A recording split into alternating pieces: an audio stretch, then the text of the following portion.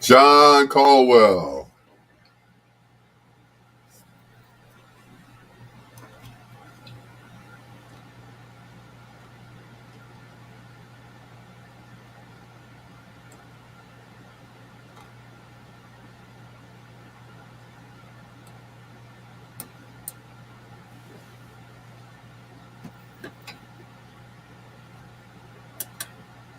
Well, a pleasant good evening and welcome to Bedtime Stories, the show designed with the lovers in mind, where we put you to bed but never to sleep with the greatest love songs of all time, right here on WOSD Radio DB Chicago, WDLB Indianapolis, and the bestmusicofyourlife.com, a radio media station.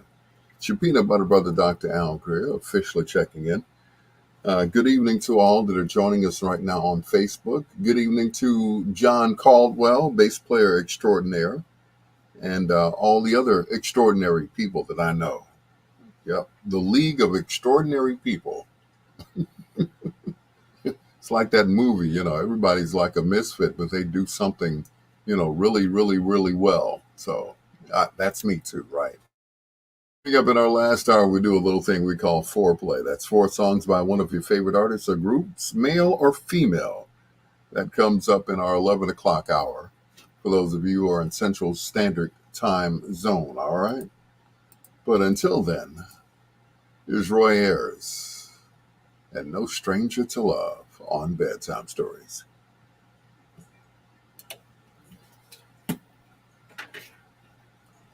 John Caldwell.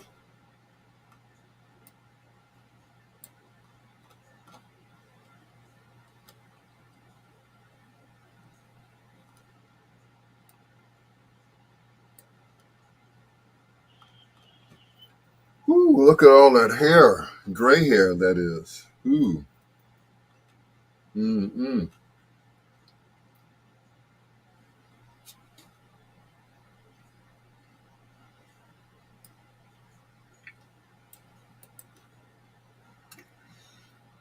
That Roy Ayers joint. Oh, yeah. Oh, yeah. Oh, yeah.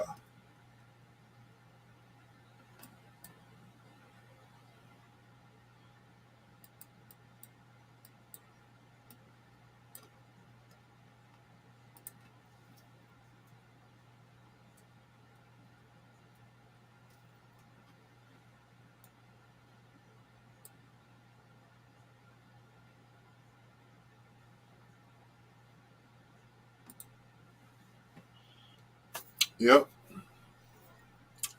Once again, good evening, everybody who's on Facebook right now. And to those who are watching me on Facebook and they're like, okay, well, where's the music?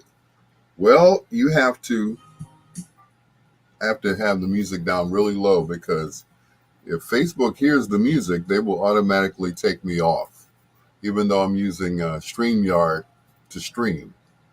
Yep, they will take me off in a heartbeat and won't even care. So the best way to listen to me is if you have Alexa. So you say, hey, Alexa, play WOSD, and it will play it. Or, hey, Alexa, play Biggs Radio, or whichever, whatever, well, not Biggs Radio, because you won't be able to listen to it live on Biggs Radio, because the lady herself, Dinah Lynn Biggs, is on right now. So she won't be off until 10 o'clock. So my show won't air until tomorrow night. The show that you're listening to now will air tomorrow night. But anyway, it's a long story. But anyway, make sure you all share the video, those of you who are on here right now. Make sure you share it, where it says like, comment, or share. Share. Anyway, not her, but share. All right? Thank you.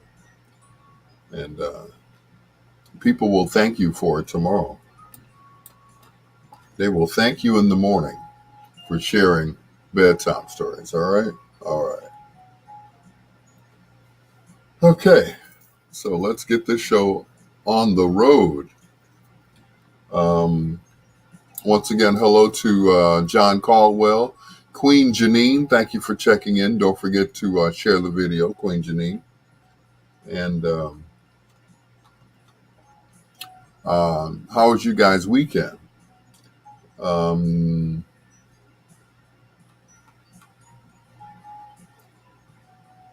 did you guys get a chance to see the big show that was here at the Wintrust Arena with Patti LaBelle, Gladys Knight, Howard Hewitt, and Stephanie Mills? That sounded like it was a hell of a show at a hell of a price.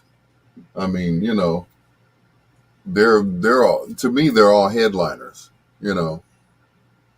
So my thing is, I would love to know who went first. It would probably have been the rookie. So the rookie went first, which would probably be Howard Hewitt, since he was the rookie on the Sosa team. Stephanie Mills is probably next, and Gladys and Patty probably, because to me, all of them are headliners. If but who am I? I don't know. But it sounds like it was a hell of a show. I wasn't even there, and I'm sure it was. Some people who went to the show on Friday, they came down to Williams and Pizza on Saturday, which was a cool thing. But I neglected to ask anybody, if they went or not. So, but I'm sure it was a great show. You said your sister said it was an amazing concert. I believe it. I believe it.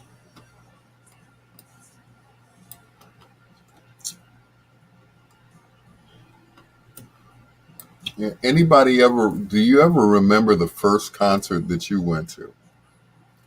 Now, in the words of Betty Wright, I know some of you all have to think back,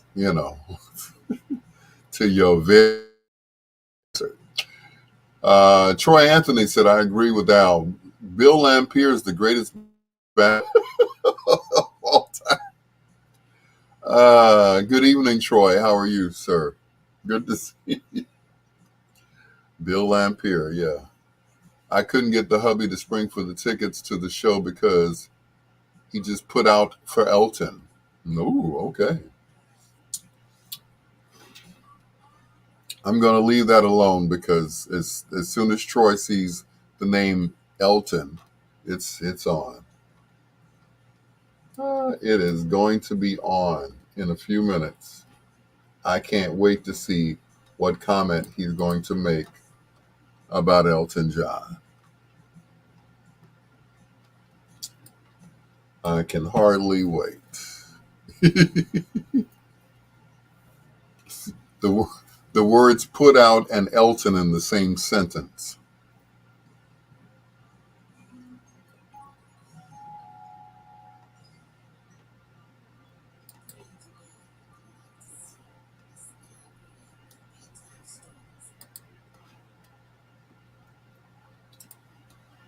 Yeah, I'm just awaiting.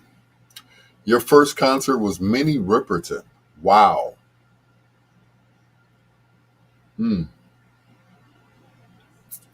My don't let your son go down on me, even if it means you get concert. I knew it was coming. It was too good to be true. The words put out and Elton John in the same sentence. Anyway, thank you, Troy, for making my night once again. Okay, I'm not gonna laugh because I won't get any work done this evening. Anyway, so I'm sure that was a great concert this Saturday.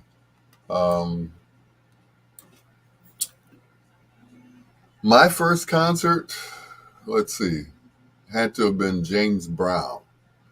I was 13 going on 14. Yeah. Just imagine what Phil this Hyman would do for those tickets. I'm not messing with you tonight, Troy. Anyway, Phil this Hyman. Okay, so like I was saying, my first concert was to see James Brown, the JBs.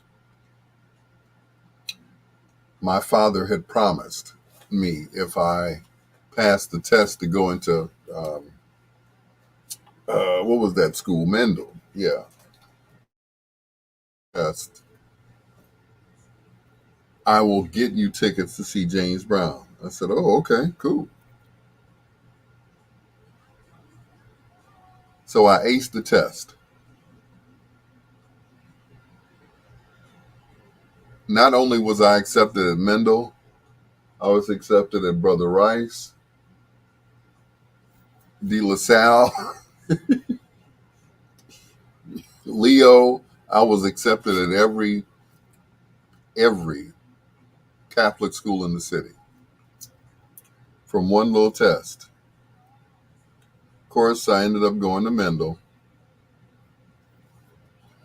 My dad did get the tickets, and I was like, okay, what are we going to wear to the concert? He's like, what concert? I ain't going there. I'm not listening to that noise.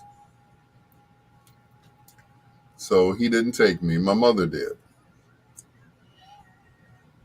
Um, the seats were horrible. They were nosebleed seats, for real. All the way up in the crow's nest. They were so far up, you could touch the ceiling at the auditorium theater. That's how far up they were. I was like, I said, Mom, we're walking up the steps. We're walking. I said, Mom, you know I'm afraid of heights, right? Yeah. She exchanged them for some tickets that were on the floor, and that's how I got to see James Brown. True story.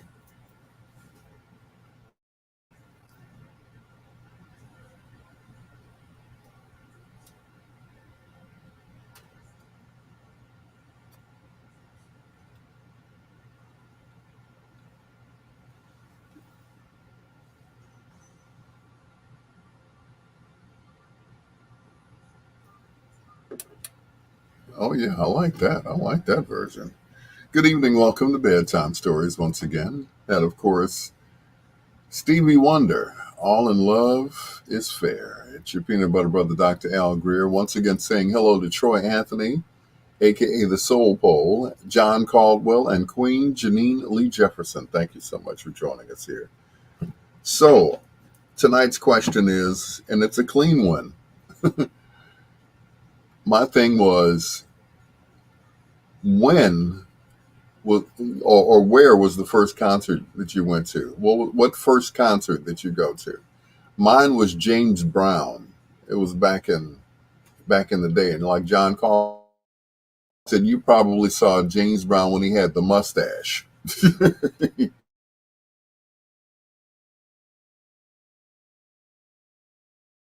You're probably right. You know, yeah. The JBs. Lanice Banks, good evening. That's my goddaughter there. Big Mama Woo Woo. But yeah, my first concert was James Brown at the Auditorium Theater. It was like 73, 74, something like that.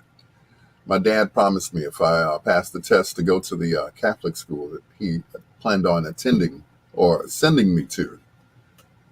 Yeah, it was like, okay, wait a minute, let me take the vocals out. There we go. I can't, wait a minute, I can't take the vocal out of this one. Oh, what the heck. All right, lady. Anyway, yep, my dad did not take me to the concert. He did get the tickets, and my mom ended up having to take me because at that time I wasn't driving, you know. And the tickets were like the nosebleed seats. My mother exchanged them for some floor seats, and that's how I got to see James Brown. That was my first concert ever.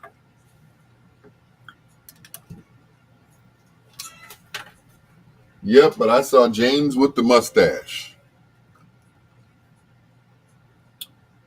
and he had the outfit where he had GFOS on, on that. And then they opened them curtains, boy, and there was the JB swinging them horns with them capes on. Da-da-da-da-da-da-da-da-da-da-da-da. I was like, whoa. I totally agree with that. Jerry Lee Lewis was a better dancer than James Brown.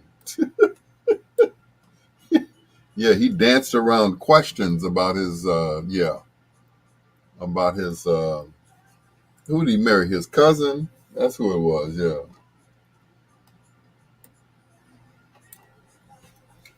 Mm-mm. But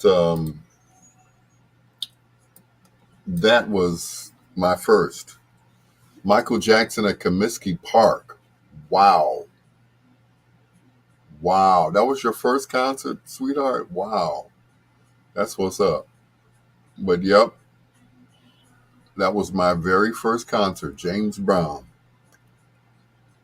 And the concert, of course, was sponsored by uh, WVON. And I can't remember who the MC was that night. I don't know if it's Purvis Spanny, Rodney Jones, or whoever. But yep. Did he open with that young boy's his mind? Lanice, you got to. Oh, that's right. You know his warped sense of humor. So there you go. But anyway, yeah. Yep, but that was it.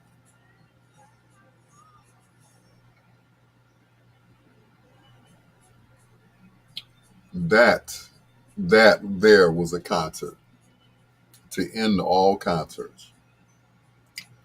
Now, don't ask me what my second concert was. I cannot even tell you what the second one was. But you always remember your first concert. You know, the first time you ride a bike, your first kiss, you know, the first, all of that. So yeah, yeah. I think I saw the Jackson Five possibly at the amphitheater. It's a possibility. Anyway, John Caldwell said I saw the rock group Slayer and Motorhead in 1988 at the Aragon Ballroom with some friends of mine at the time. I remember he did the song Torture. Oh, wow. So that had to have been what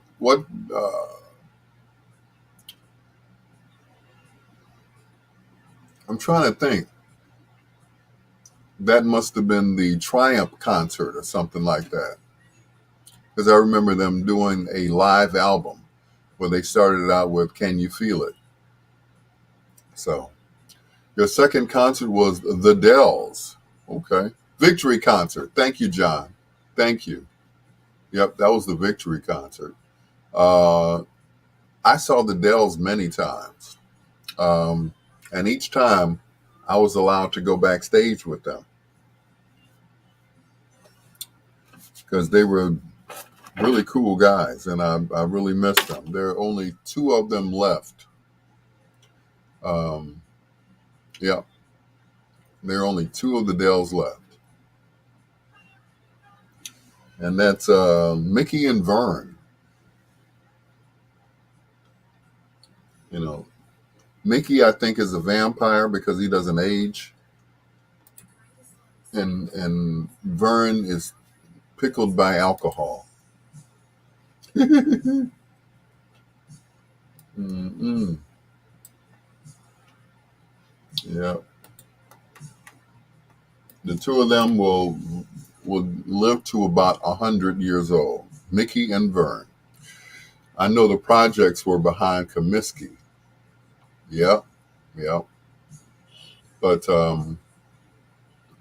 I saw. I want to say I saw. No, did I see Prince at the? No, I saw the West and Clark and Armitage. I saw Vesta. I saw Prince at the Airy Crown. That was the Controversy tour,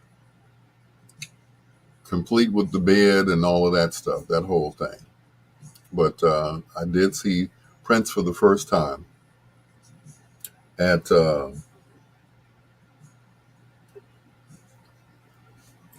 not about to say at Comiskey. Never that. It was at Airy Crown. The opening act, of course, was Vanity, not Apollonia, but Vanity Six. Yeah. After that, The Time came out and they did their set because they actually played behind Vanity. And then, of course, the headliner was His Royal Badness himself. And that was the first Prince concert that I'd gone to. And that was 1980. I was with my first love at that time. Not first girlfriend, but my first love. And that was Rhonda. And that was the concert that we went to because she wanted to go see Prince. I was like, I don't see him. I did not want to see Prince at all. That was no. And that was the first concert that I didn't want to go to that I ended up liking. Yeah. The other one was New Edition. It was New Edition, the Fat Boys, and another group that opened for New Edition. New Edition, they were the headliners. So, yep, it was the Fat Boys, New Edition, one other group at that time. Whoever was hot back then. But that was a hell of a concert. That concert I went with a young lady by the name of Patty. Patty loved New Edition. She loved New Edition so much. Almost as much as Rhonda loved Prince. And I did not want to go to that concert, John. I did not want to see them little mini Temptations. And of course, I turned out to be one of their biggest fans afterwards. So, yeah. John said my first Prince concert was a Musicology Tour of '04. Wow. You all flew to Seattle to see him there. Man, by that time, 3-4 times, I had already seen them. Or seen him, that is. And was a regular fan. I saw him again at the United Center. I saw him at the Rosemont. I think that was the last time, between the Rosemont and United Center. And then I went to Paisley and saw him then. I went to his house. So, yep, I went to Paisley. It was a wonderful experience. Did I know that he was going to die? No. I thought he was going to live forever and that we were all going, dance in the sunshine in Paisley. So, uh-oh. Did someone say Musicology Tour?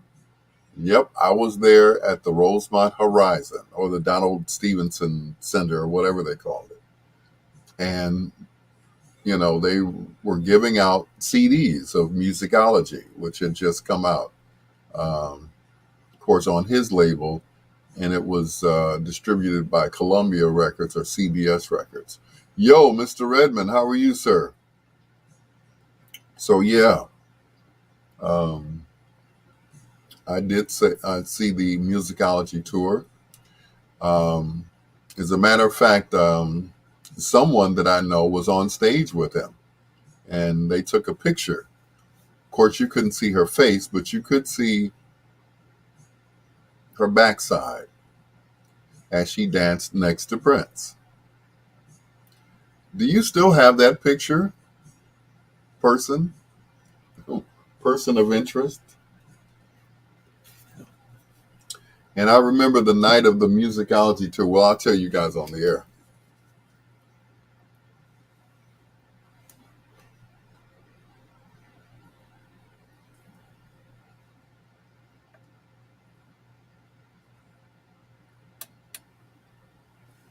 I know that's right. Don't leave me lonely, cold, all by myself. Yeah, right. I get left anyway. It's your peanut butter brother, Dr. Al Greer. This is Bedtime Stories. That was Alexander O'Neill. If you were here tonight, it's your doctor. And of course, hello to Elo, also to John Caldwell, Lenise Banks, which is my goddaughter, and Mr. Redmond, aka Mr. Hypnotic. Thank you so much. What was your first concert? Hit me up if you, had a first concert that you went to. Brown. And after, I think I went to I lost count how many times I saw Prince, you know. Hey, Angie, that's my sister. Elo said yesterday was the 18th anniversary, and I have 2 pics on stage from that night. I would love to see those pictures that you have on stage with Mr. Nelson. I would love to see those one more time. Anyway, Prince, I went to see several times. The first time I saw him, of course, was the Controversy Tour. The second time, I forget. I've seen him so many times. He was at the United Center, the Donald Stevenson Center, which was the Rosemont Horizon that year. That was the Musicology Tour. He came back when the when the Bulls won, and he had a concert at the United Center, which was sold out in hours. Yeah, and then of course, the final and last time I saw him was at Paisley Park. That was the Rainbow Seekers, and I was there at that time. Yep. And that was that whole weekend. I forgot the name of it, but it was a whole weekend from Friday all the way to almost to Monday. So it was a great time. And he actually took some people out that night. He said, so you guys want to go see the show?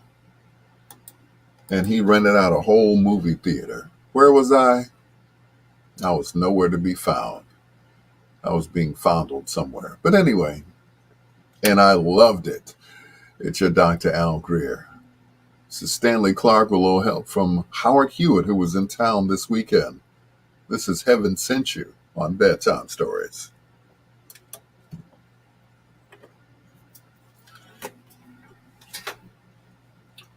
Heaven sent.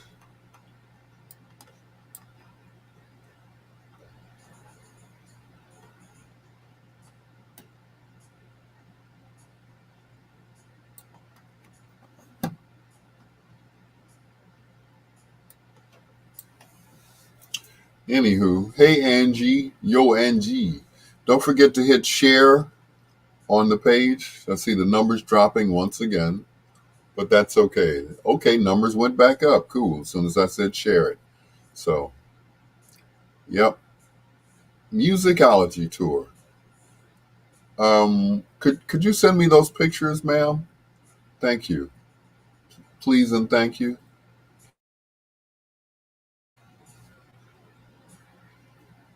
I just want to know how she got on stage. That's all I want to know.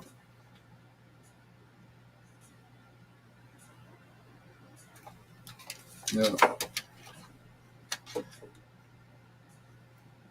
Yeah. I guess she just climbed on stage, right? How cool is that? To get to dance on stage with Mr. Nelson. So there's a lady that I work with. Her name is Alex Garza. And I told Alex today, let me hurry up before I get in trouble. I agree with Al. Rick Ashley is a much better singer than Johnny Gill. Yeah, right. Like he's doing an impersonation of somebody. But anyway, what was I about to say? See, Troy, you messed me up, man. Man, you messed me up, man. Sorry, Lucius. Hey, man, I was about to say something really profound and deep. Anyway, I forgot what I was about to say. Oh, Alex Garza. She's this lady who works with me She's in administration. She's over the station WRLL, which is our sister station, which plays uh, Hispanic music. So I said to her today, I said, everybody has a twin. She said, oh, really? I said, so I showed her a picture of Elo. She said, oh, yes, we have the same mouth and the same hair. Well, of course. It's the sister Teresa, ladies and gentlemen. All right. Act accordingly, please. It's the sister Teresa. You don't want her to get the ruler out on us. But back to my, Catholic school days. But anyway, hey, Teresa. Um, but everybody has a twin. And, she said, oh, so where do you know her from? And this, that, Alex got really inquisitive, and I told her, a little bit of the story on how I met Elo. So she said, so she said, why don't you move to Minneapolis, to Minnesota? And I just froze. I was like,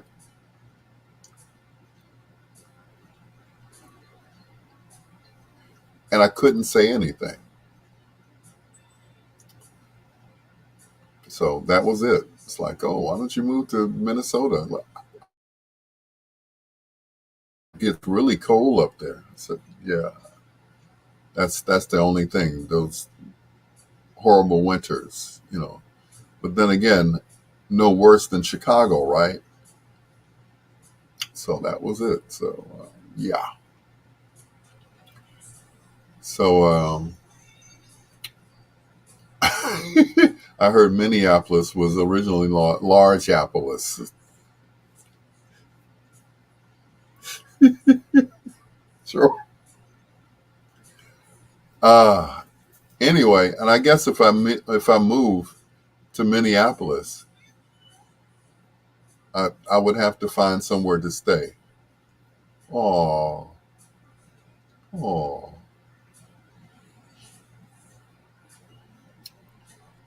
yeah. I just don't want to get stuck out there. You know what I'm saying? You know, and at this point, it's like, do my kids really need me? Not really. You know, I have grandkids that I haven't seen in I don't know how long. I got three grandsons and four grandsons and a granddaughter out there that I have not seen. So I don't know.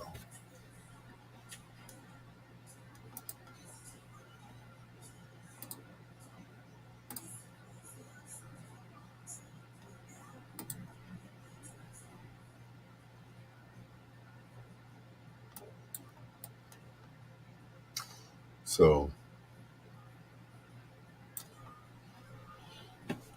I guess I have no excuse, right?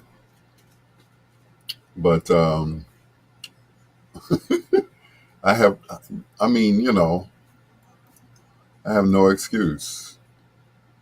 Right now, I'm staying in someone's basement, so I guess anything would be an upgrade where I can walk around the whole house. Maybe, I don't know. So we'll see what happens, right? I guess I could come home for the weekend and do my gigs and then go back to Minneapolis, or wherever. And my thing is, I guess I could find a church up there, and I just have so many things going right now here. I could probably still work, at my station and not be there. I could, you know, do Zoom calls and all of that stuff and still be an employee of the station. That is only if my boss would allow me to continue to work there. I mean, I was the voice of the station long before, you know, worked there. So we'll see what happens. We shall see. We shall see. So, yeah. And then there's Colorado, and yeah, and I'm not feeling those mountains and stuff, just not feeling those mountains. Yeah. So we'll see what happens. I don't know, but yeah, if I move to I keep saying Minneapolis, to Minnesota, a suburb of, you know, I don't know, start all over again at 61 years old. Troy said, I'm always down for feeling mountains as long as they have nipples on them. Okay. All right. I'm going to leave that alone, Troy. Yeah. I'm not going to touch those. Anyway. Yeah. Right now I am I have an old saying. It's just like when you go to a bank and you put your money in the bank, you you always look for the savings account that gives you the most interest. Get it? Interest. So, whoever's interested in me, then, it's like right now I'm, free agent. So we'll see what happens. So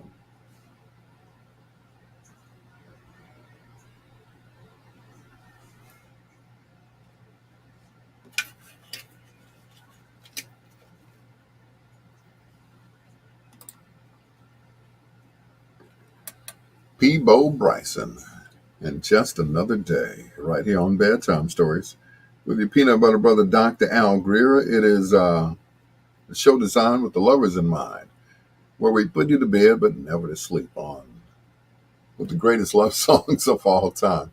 I'm trying to read and trying to talk at the same time. You know me, I can't walk and chew gum at the same time. So anyway, once again, hello to Troy, also to Elo and the Sister Teresa. See, I didn't forget you tonight. The Sister Teresa. I appreciate you. Thank you so much, as always. Like I said, look alive because the Sister Teresa is in the house. All right. All right. Anyway, coming up in our last hour, we do Foreplay. And right now we're talking about what was your first concert you ever attended? If you want to call in, you can. My call-in number is 773-675-2400, or you can just mention it on Facebook right now. What was your first concert, Dan? Was it a good one or a bad one? Kind of like your first experience. Was it a good one or was it a bad one? Here's the first of two in a row from the Brothers Johnson. This is Treasure on Bedtime Stories.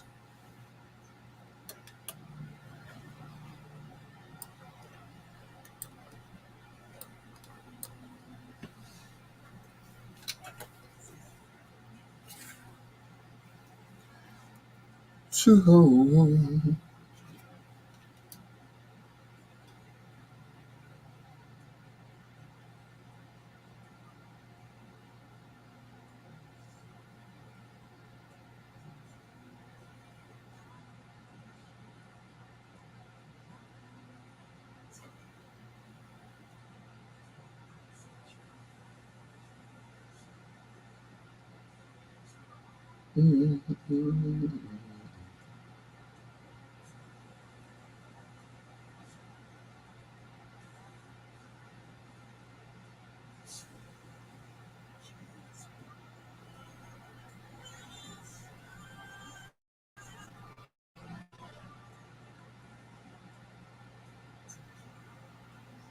Anyway,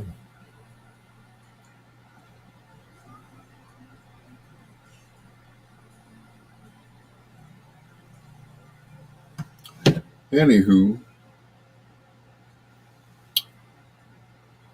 uh, could someone else comment, please? I keep going back to Troy's comment about the feeling on the mountains and stuff. Greg Moore, good evening, sir. Thank you very much for joining us, as always. M Squad in the house. Chicago Soul to Soul. thank you as always for joining us, Greg Moore. I appreciate you. And gee, what I guess Gary with the T decided that he was going to comment before I even made a comment. And said, yes, you too, Al. Well, thank you, Gary Tyson. Big ups to him. Thank you so much. Pamela Mahogany Clemens, happy belated birthday. She had a birthday, I think it was last week or a week before last. Happy birthday. Hope you had a great birthday. Thank you so much for joining us on our live. And don't forget, where it says like, comment, or share, make sure you hit share. That way a lot of people will watch me and they'll think, oh, this guy's a star. He's a But once again, happy birthday, Pamela Clemens. You got to say it like that, like, like Mr. Cornelius. Mahogany Clemens. See, they should have put me on American Soul. If the guy ever quits, I'm in there. I'm a shoe-in for Mr. Cornelius. All I got to do is shave my mustache and beard off. Yeah, not that I'll look like him, but, I could play him for a few episodes. And, of course, who sounds more like Don Cornelius than someone who sounds like Don Cornelius? And that would be me. Not trying to put anybody out of a job, but come on, man. This guy's voice not even deep. Of course, they'd have to make me up and, make me look more like Don. Put on the wig and everything else. So.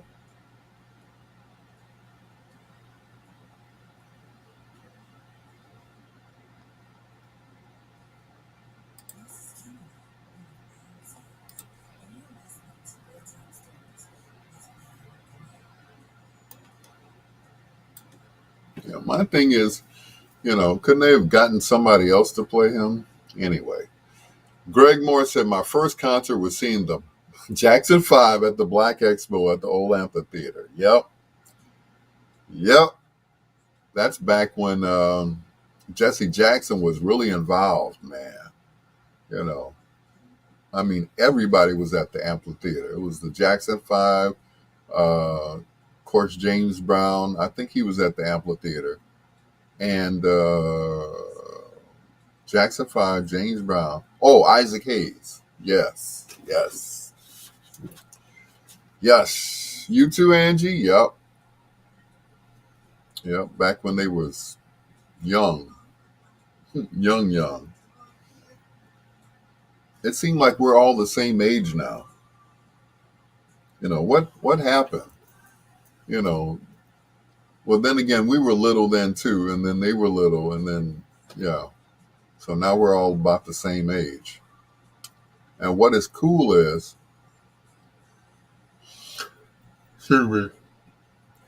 Tito, Marlon, and Jackie are still touring. What's wrong with Jermaine and Randy? That's what I want to know. I guess they don't want to get on stage. I guess they think they're too old. But it's like, okay, Jermaine is like in the middle. Randy's the youngest boy. Why not? Why not get on stage? Why? I'm just saying. And of course, Randy is tour manager for Janet, which is kind of cool. I like that.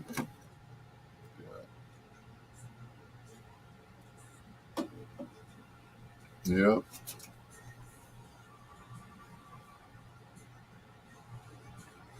Yeah. He's watching out for his little sister. I remember booing Sammy. Oh, no, I remember that. Yeah, they booed Sammy Davis Jr. because of his involvement with the Republicans and, I think it was Nixon. I think that was the president at the time. I think he had kissed Nixon or something. I don't know. So they were mad at him, boy. They said, "But yeah, can I at least sing for you guys?" And then he sang TC, and after that he asked, could he sing? And then he went on to bring the house down. You know, he's like, at the end of the day, I'm still one of y'all. I'm still little little black Jewish boy from Harlem, New York. So, yep. But hey, Lin, formerly known as Lin Rowe. But yep, because of his whole association with Nixon. So they wasn't feeling Sammy at that time. Yeah. But Sammy went on you know, to wow them. He felt really bad about it too. Well, who wouldn't if you get booed?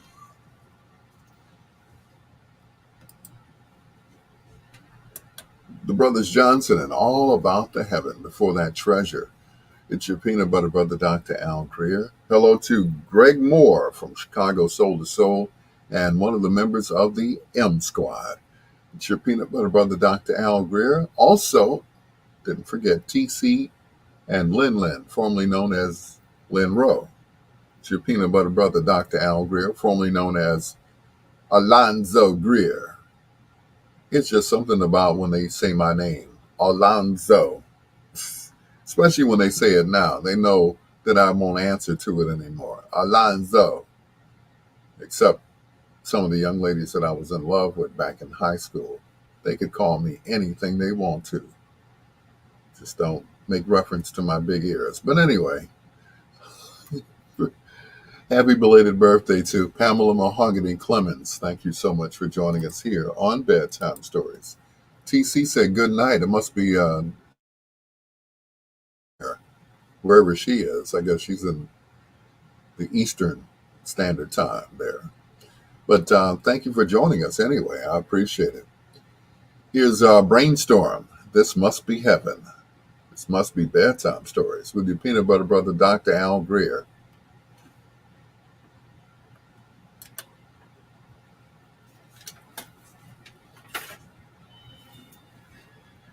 Mm-hmm.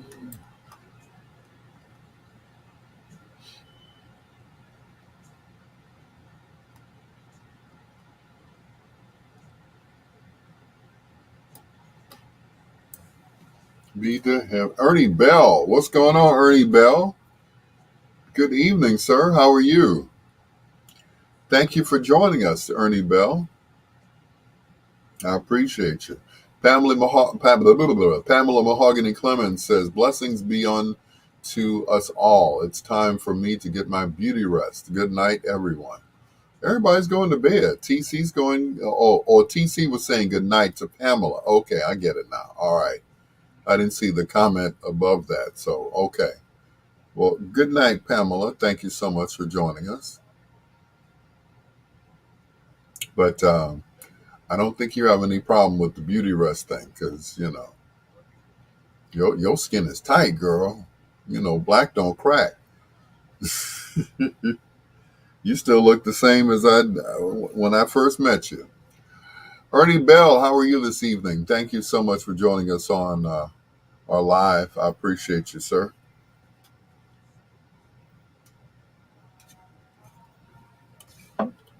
Um, Big ups to my uncle, who's not really my uncle, but I call him Uncle Pup.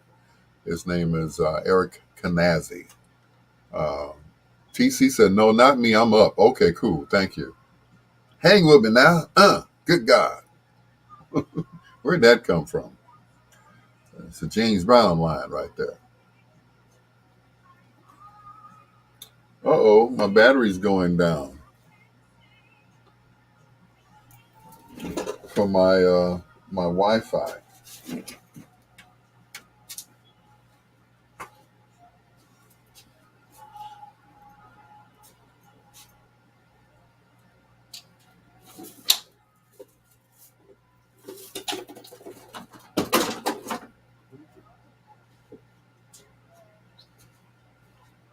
It'd be so strong. Ugh, I'm back.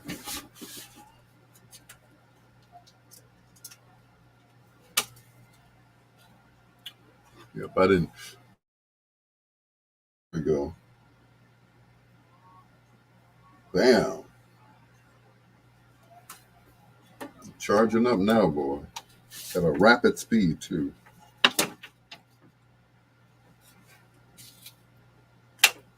I'm back. All right. How are you, Ernie Bell?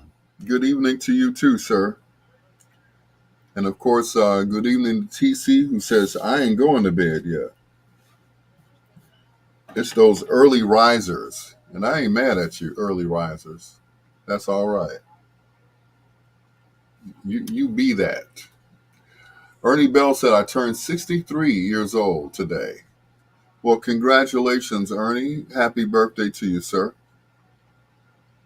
And many more. I'm trying to catch up with you. I'll be 62 on my next birthday. Ooh, did I say that? 62. Good Lord. Troy said, I agree with Al. Vanilla Ice did invent rap music. Woo, Troy. Man, once again, you missed your calling. Yeah, wish Ernie Bell a happy birthday, gentlemen, ladies, and germs. Thank you so much. I appreciate you all. Yep. 63. That is a blessing. Well, every day that you wake up and open your eyes, every day is a blessing. Absolutely. You know, I truly believe that every day is a blessing. When you wake up in the morning and you look around, it's like, yep, I'm still here. Yep, I'm still here. And that is a wonderful thing. I'll tell anybody, it beats the alternative. But then again, if you know where you're going when you leave here, then it shouldn't be a problem. You know, people say, I'm afraid to die. You're afraid to die because you don't know where you're going. But if you already know where you're going when you leave here, there's nothing to be afraid of. There just isn't. You know, it's the pain and suffering that you go through when you're, about to die. You know, a lot of people say they just want to go in their sleep, and they did. You know, Purvis Spann, my sister, Felicia, Mary D, just went on to glory. Just laid down, went to sleep, and that was it. You know.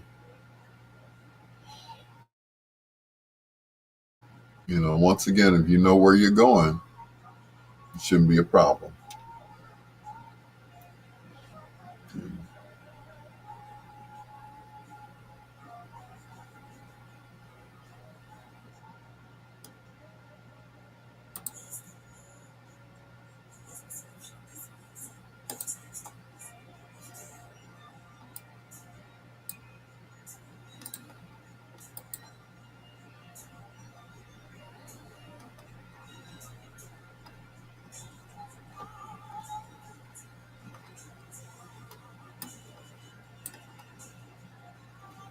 But once again, Ernie, happy birthday, sir.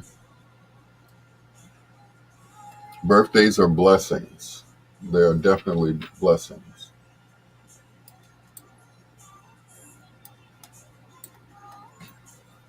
Yeah. Like I said, every day is a blessing that we can get up and walk around, fix breakfast, whatever, pour a cup of coffee. I mean, it's just the little stuff. I remember I was having a conversation, uh, which I shouldn't have been. So what's keeping you from paying your car note on time? I'm like, I haven't missed one yet. You know, I'm just not giving you a whole $700 a pop. I'm like, no, that's crazy. I told them when I got the car, I was like, y'all can get this amount every 2 weeks out of me. That's it. That's it. That's all. I'm like, that's crazy. Mm-mm. But it's slowly building my credit back up. So,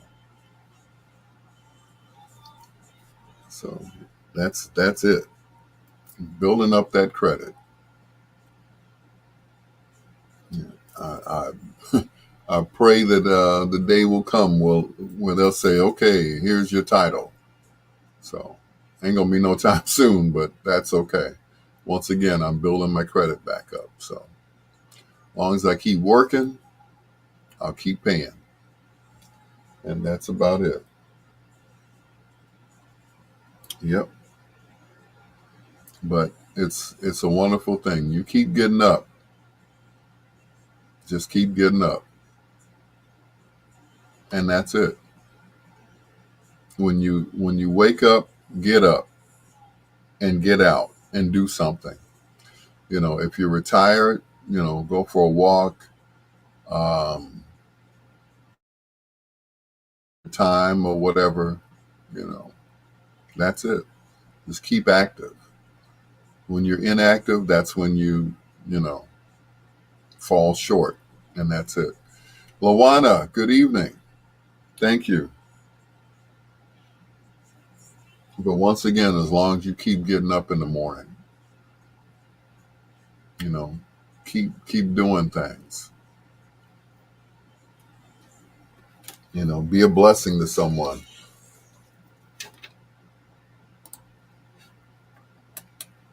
Brenda and the Tabulations recorded, I want to say 68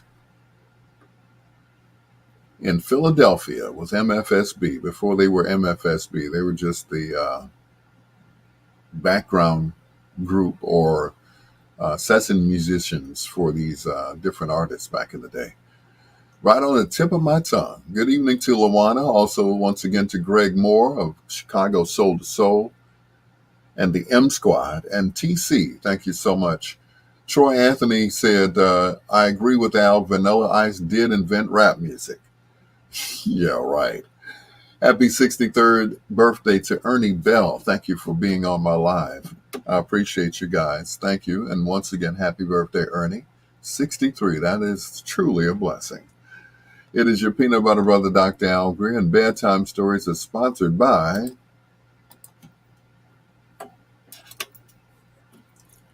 I'm sick of LA guys. I want someone completely different, maybe from another country, and someone cultured and sensitive and who is not threatened by a strong, confident woman. On the Spotty Network, this is what Adam. I heard the thing was who was I know who the headliner was, but so who came out first? Was it Stephanie or Howard Hewitt? That's what I want to know. Nunu, what's going on, niece?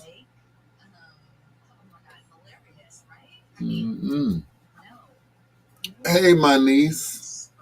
Did you ride a horse here? Yeah. Don't trust your love life to just any network. T-Mobile has more number ones in 5G than any other network.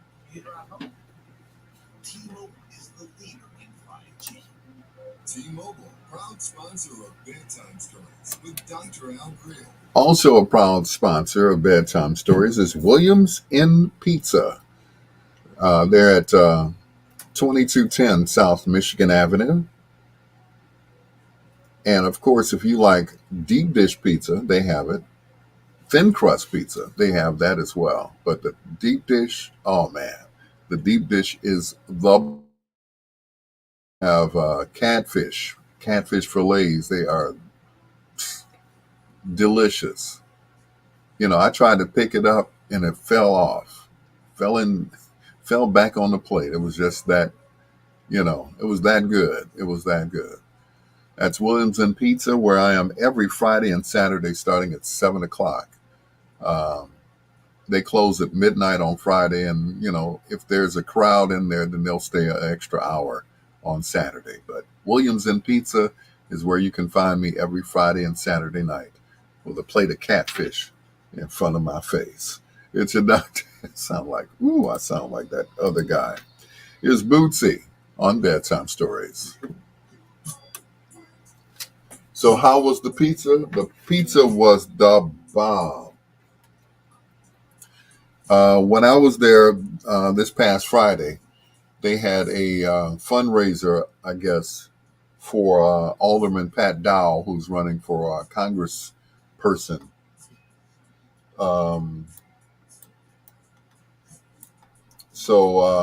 Yeah, I had the pizza. They had like 3 different pizzas just laying out there.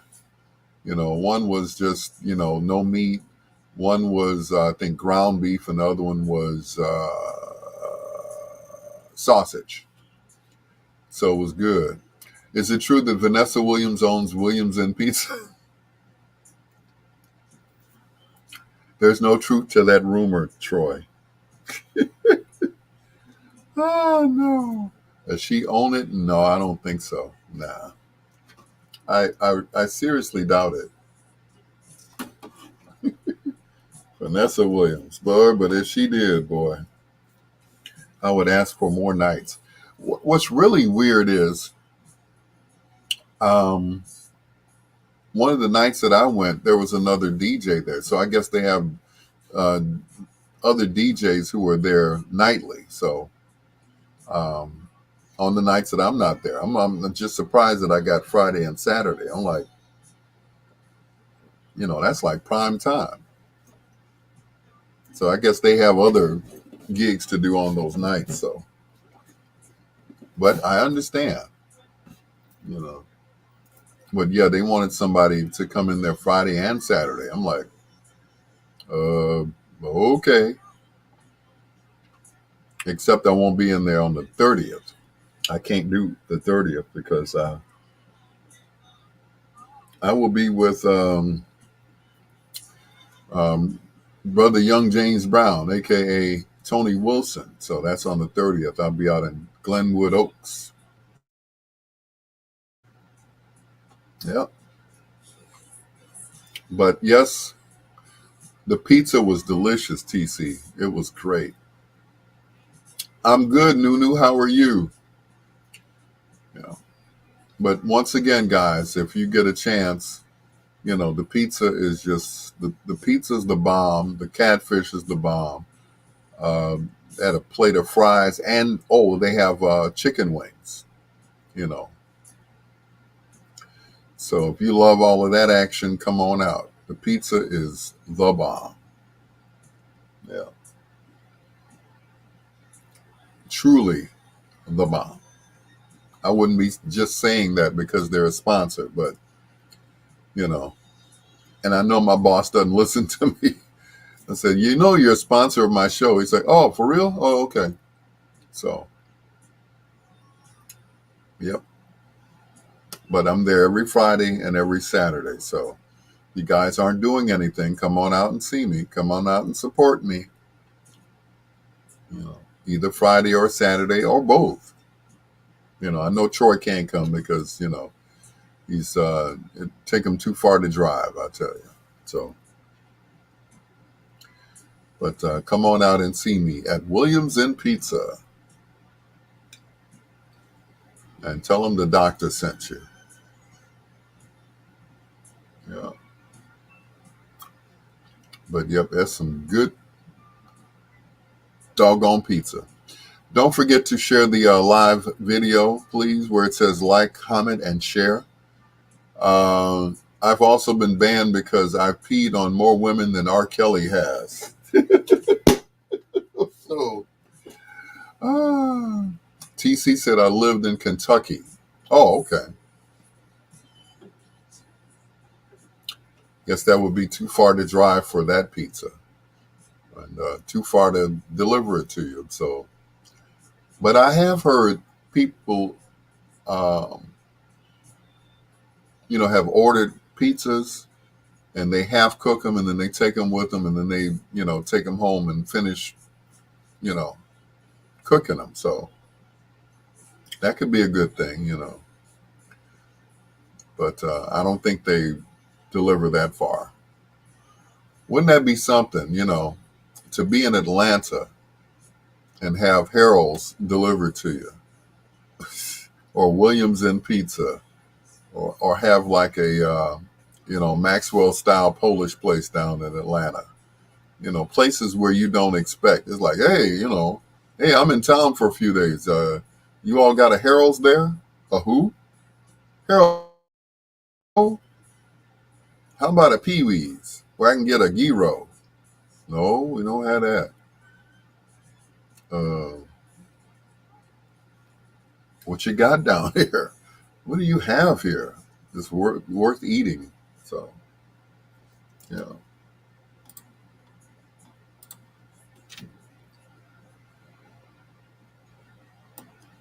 you know. Yep, those are things that you can't get anywhere else. You cannot get a Maxwell Street Polish. Although, New York is always competing with us.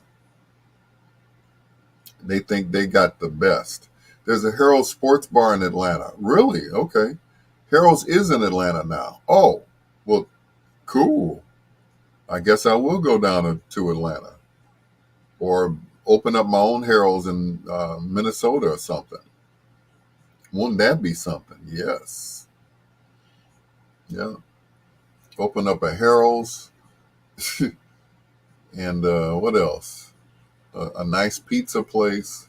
What else do we have? We have deep dish pizza, but New York, they always say, they got the best pizza. No, they don't. They do not.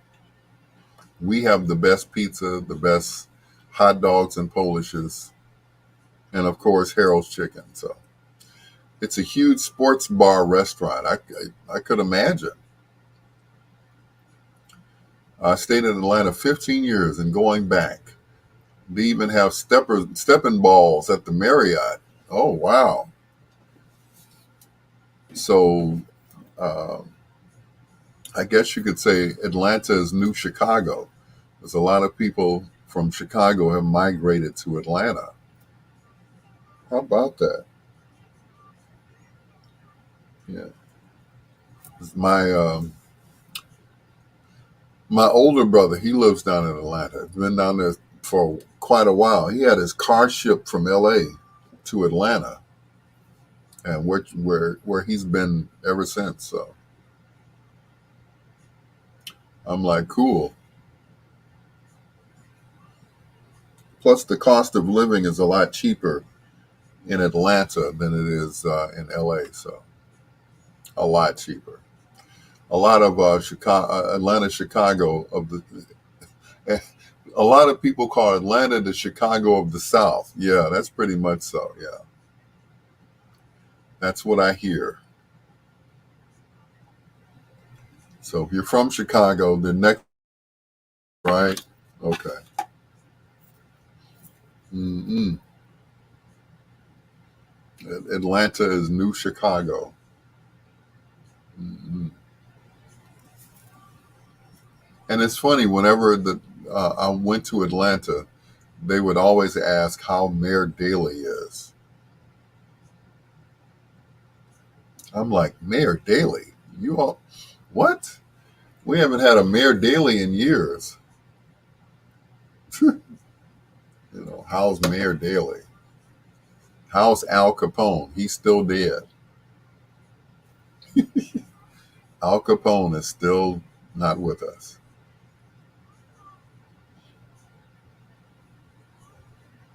Mm-mm. They kill me with that. Mm-mm. Like, sorry, there is none. Forget about it.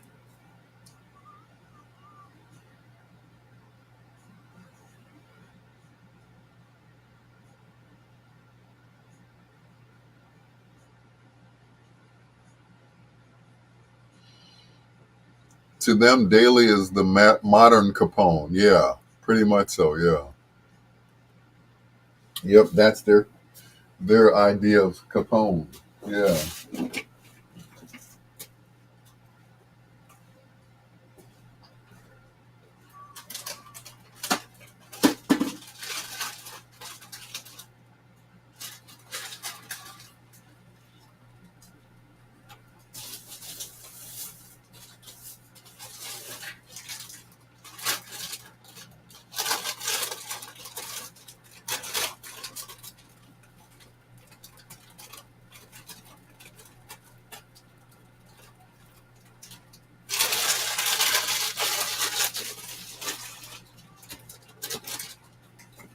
My big bag of Cheetos. Oh, good God.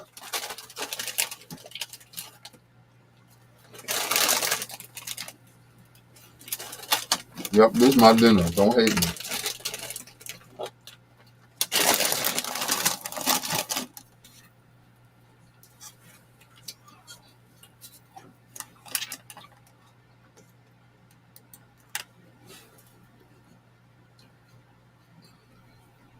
Mm.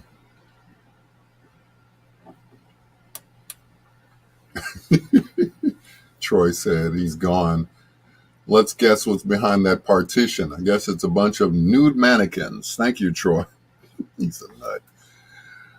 Bob, just wait. Just wait. Your peanut butter brother, Dr. Al Greer. TC said the first time at Harold Washington Library, the statue of him scared the mess out of me. Well, I get to see that statue tomorrow because they're having a celebration for him. His 100th birthday, the first black mayor of Chicago, Harold Washington. That is wonderful. And of course, we're going to be celebrating tomorrow at the Harold Washington not Cultural Center, but the Harold Washington Library, which is downtown Chicago. So that should be pretty cool. I'm waiting. I can't wait for that. It's Brian McKnight, and anytime. It's your peanut butter brother, Dr. Al Greer. This is Bedtime Stories.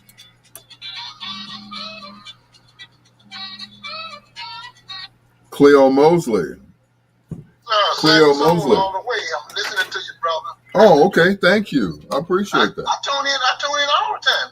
Oh, this is what I be waiting on, man. You playing the music. Thank you. I appreciate that. I mean, I like Dusty too, but I like this better. Oh, okay. Thank you. I love this. This is the best thing for radio. Well, thank you. Young people need to listen to some of this stuff. Change their way of thinking. I know, right? That's right. But look, here's what a good choice for tonight would be the maestro himself, Barry White. You got it. That's what you know. Let him do the bedtime stories. You got it, sir. I'm going to call you tomorrow because I'm bringing Lattimore to town. Oh, cool. I'm going to need you. I'm going to need you to MC that. Okay, I'm there. Yeah, I'm looking at Lattimore, that girl out of D.C.,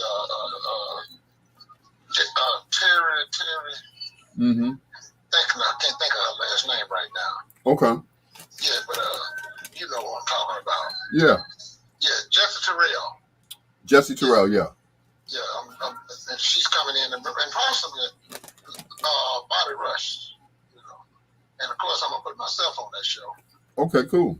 Yeah, so we'll talk. What's a good time to call you tomorrow? Anytime after 2. Okay, think about what you want, because you're gonna MC it. Okay. And think about what kind of money you need. You know. Yes, sir. Think about that, so you can. I'm putting together a budget now. Okay. So what I do, I'm looking at what I can put to have all my money in place. What it's going to cost me. So you can't do it without putting your budget in. No, that's true. Yeah. So I have an MC that works for me, my own personal MC, but on a show like this, he's still, if you know what I mean. But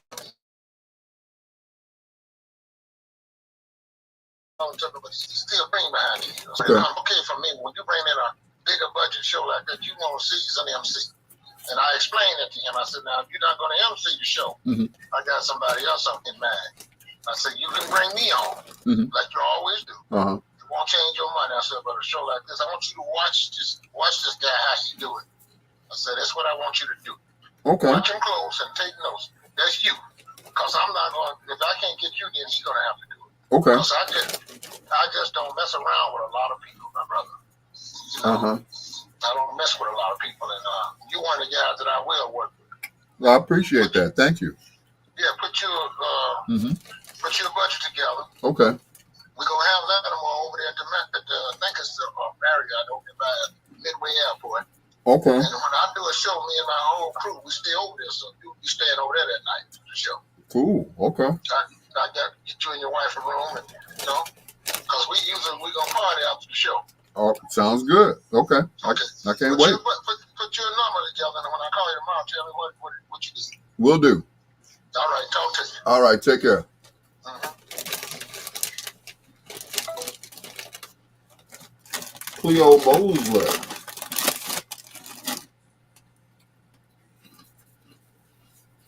Harold Washington's car is at Harold Washington Grade School.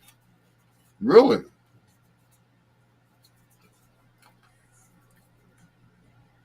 Cleo Mosley called me 5 minutes ago. He made the same offer, but I turned it down. Okay, Troy. Oh no. I didn't even know you knew Cleo Mosley. Wow.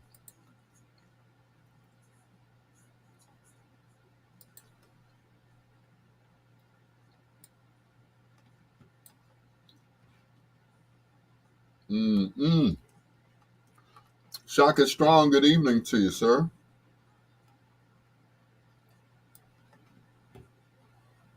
Good evening and welcome to our chat room. More like Cleo Mosley knows me. Oh, okay. I didn't know. Well, you and Mr. Mosley had a thing going on like that. Well, all right. You sent them. Okay. I'm going to look now. Oh, there you are.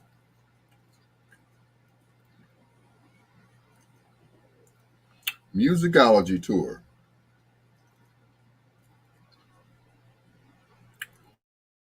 Ooh, oh.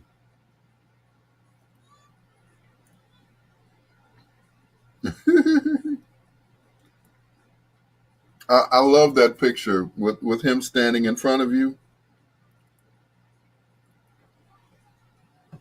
And see those hips sticking out. Mm-mm-mm. Woo.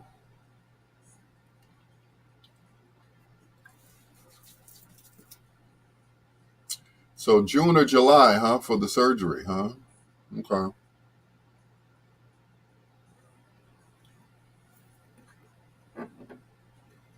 Because you're going to need a seeing eye dog or something like that. Mm-mm. Going to be hard to drive, like that. Well, I don't know if they have Uber up there. Mm-mm. Got the Uber.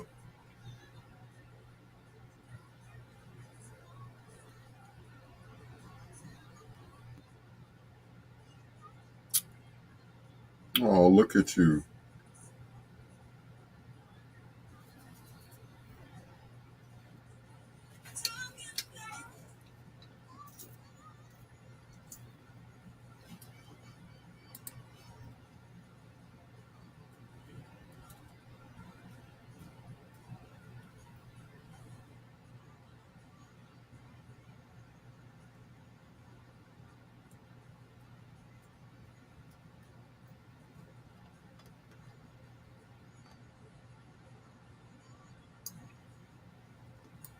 I'm a fire.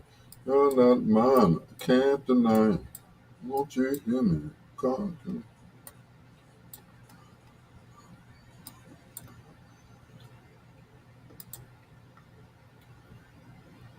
Mm-mm-mm. Rufus featuring Shaka Khan and Sweet Thing right here on Bedtime Stories with the Peanut Butter Brother, Dr. Al Greer. And Troy Anthony says he knows Cleo Mosley, or more like Cleo Mosley knows him. Small world, huh? Everybody knows everybody. Ah. Oh, TC just roasted him just a little bit. But anyway, thank you for my pictures, Hilo. She was at a Prince concert, not just any Prince concert, but the Musicology Tour. And somehow she got on stage with with Mr. Nelson. Cool. Anyway, um, Troy said is Murray Povich, Maury's ugly younger brother. Anyway, I'm not going to get into that. Shout out to Cleo Mosley. Thank you for listening, brother. I appreciate you. It's your peanut butter brother, Dr. Al Greer, with Harold Melvin and the Blue Notes. After you love me, why do you leave me? Leave me all hanging, you know. I'll be ready for round two, you know.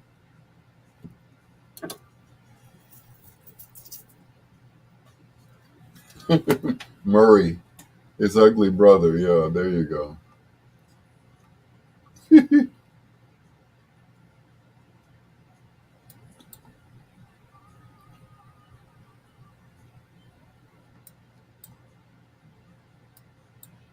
Mm-mm.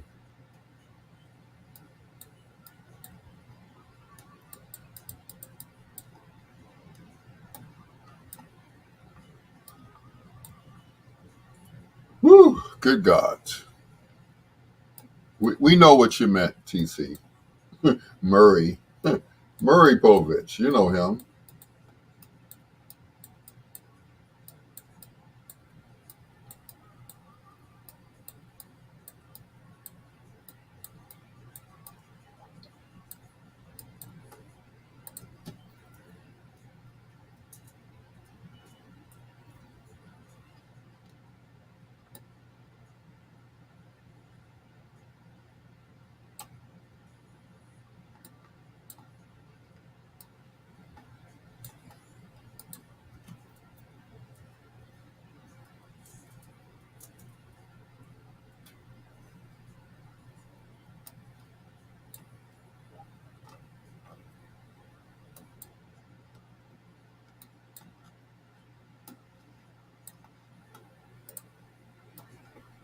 Mm-mm.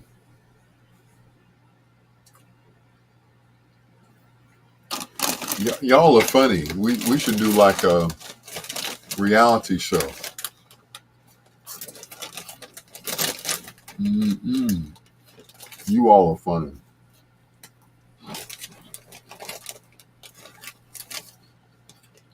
Y'all keep me in stitches. Lilo in stitches, of course.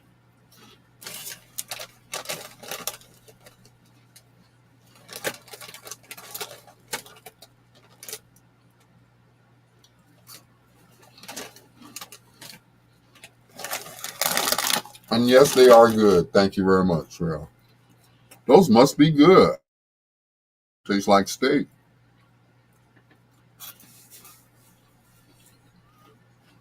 Holly Jennings, good evening.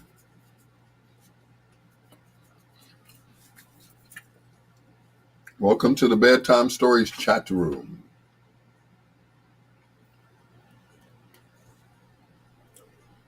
I got a little bit more juice in there. Now we'll put some juice in the phone. There we go. I'll be in a few chat rooms just like to have fun and network. Well, that's good. And, you know, that's basically what, this whole Facebook thing is all about. Troy said, Al is right. Nobody would know that B.B. King, not for, would know nobody would know B.B. King if he hadn't been in the Blues Brothers. Yeah. Okay.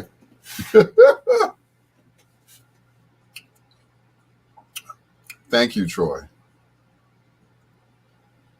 You are funny, sir. You are definitely, yes, comedian material. Yes.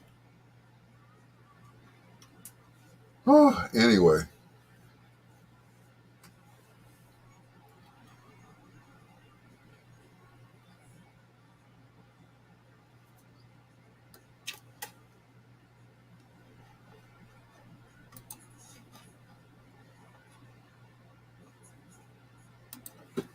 gotta run to the bathroom or walk really fast.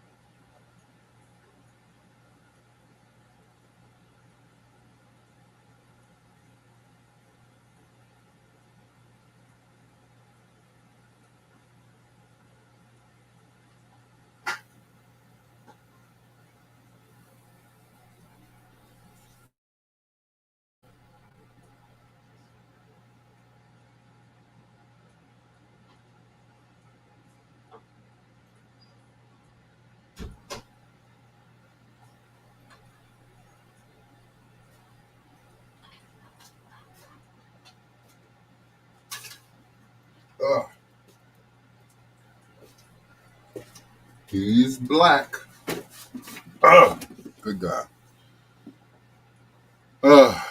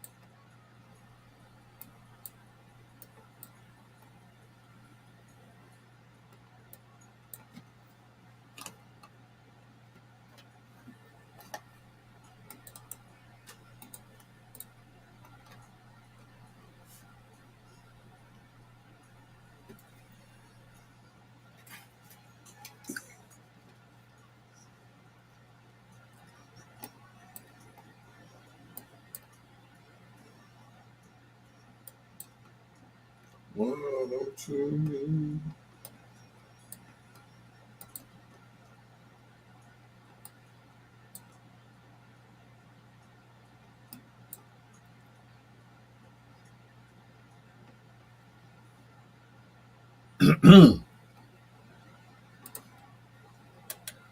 Booker T. Jones. And your love is just like a treasure chest. I'm going to leave that alone. I'm going to let Troy come up with a joke for that one. It's your Dr. Al Greer. This is Bedtime Stories, the show designed with the lovers in mind, where we put you to bed but never to sleep with the greatest love songs of all time. Saying hello to Donna Lynn Biggs, who listens, of course, well, I'm on her station. I'm on BiggsRadio.com. So why wouldn't she listen to me, right? Yeah, okay. She says she's been listening to you, Al. I'm like, oh my. I didn't want that thought in my head, boss, but okay. You know, maybe one of these nights I'll just record the show and come to Indy. But anyway, Lawana said,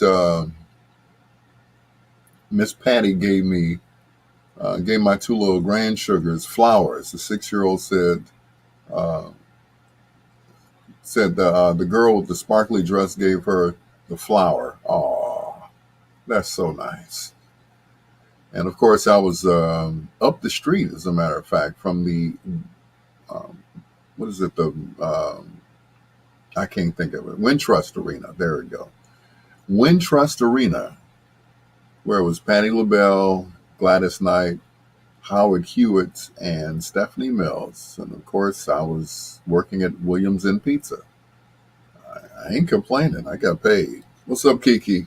Thanks for joining us here on Bedtime Stories with your peanut butter brother, Dr. Al Greer, with the first of two in a row from Prince Rogers Nelson for ELO.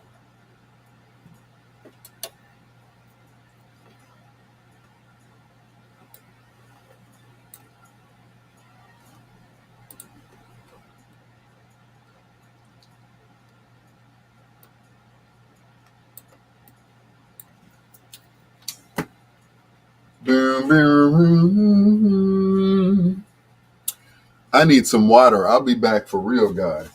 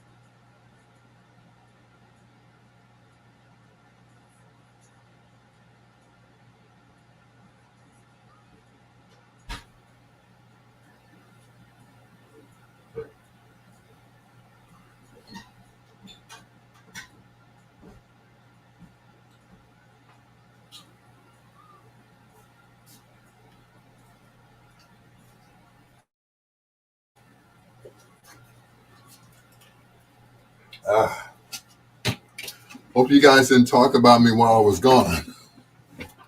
Whew, I'm black.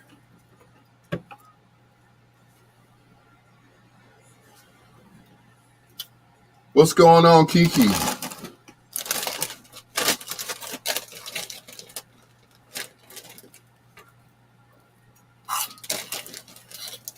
Holly Jennings, TC. Y'all didn't talk about me while I was gone. Okay. Thank you. Thank you, TC. I didn't see any comments from Troy, of course.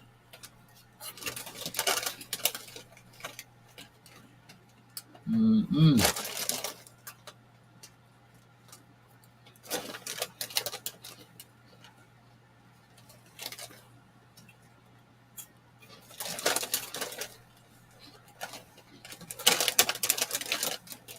Oh,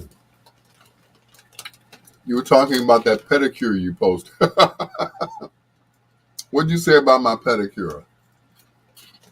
I know I got ugly feet, huh?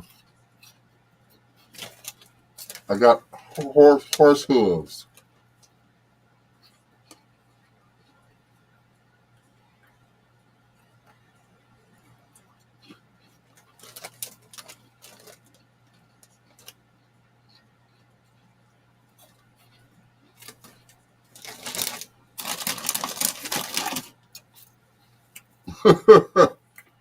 Mm-mm. At least I don't have any corns.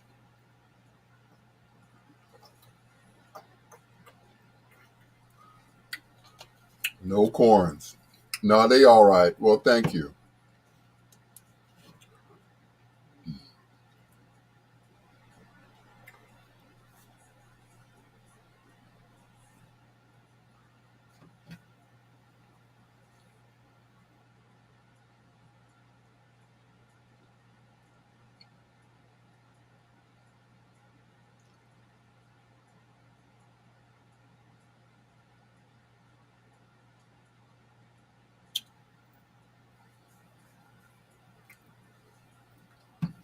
Just all right. I don't have no corns.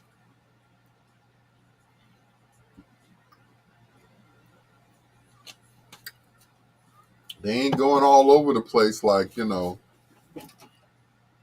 LeBron James or Shaq. Shaq got some dogs, boy. But you would expect somebody that large, to have some messed up feet. I'm just saying. Not that I'm looking. Corns are caused by folks wearing pointed shoes.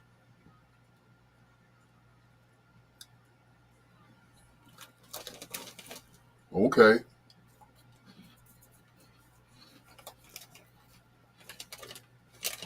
I guess if you cram your foot into a pointed shoe, yeah, for a long time, yeah. I would kind of mess them up, Or if you wear shoes that are too tight, that always does it.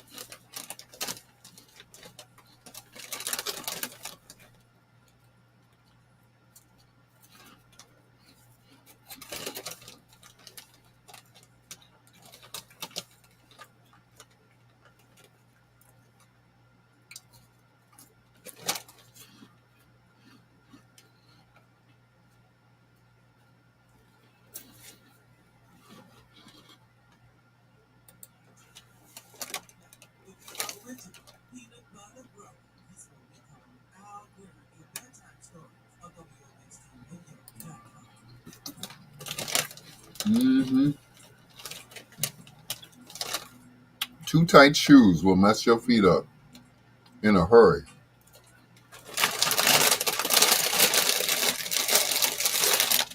Set these to the side for a while.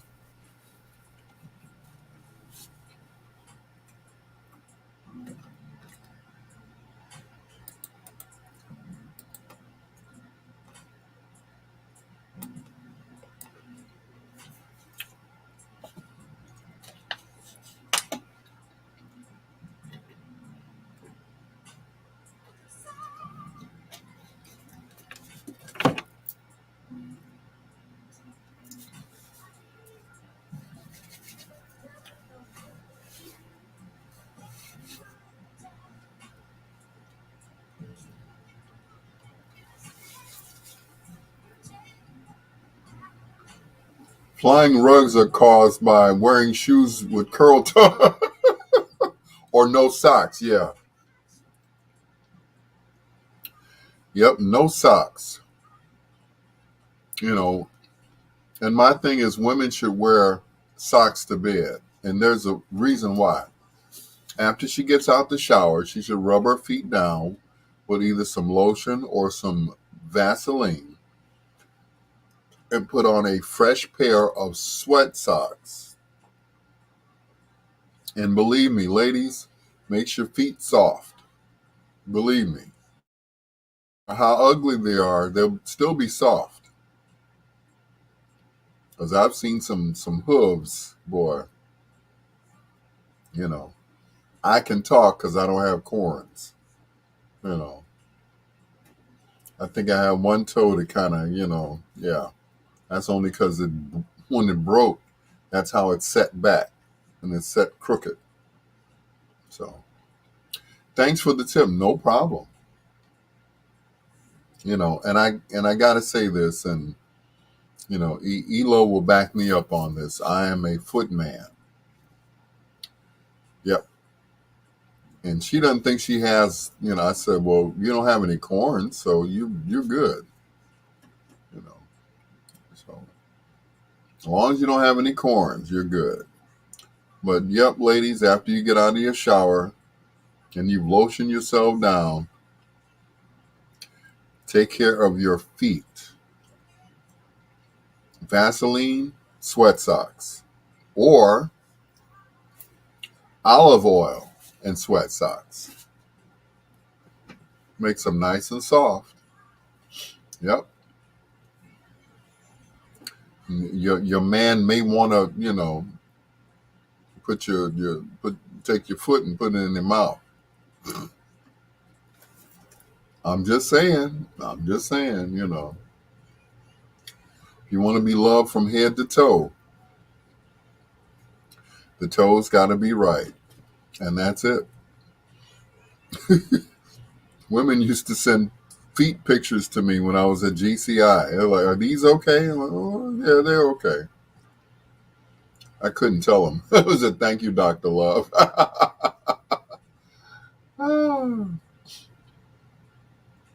Yep, but I said, okay, take care of your feet.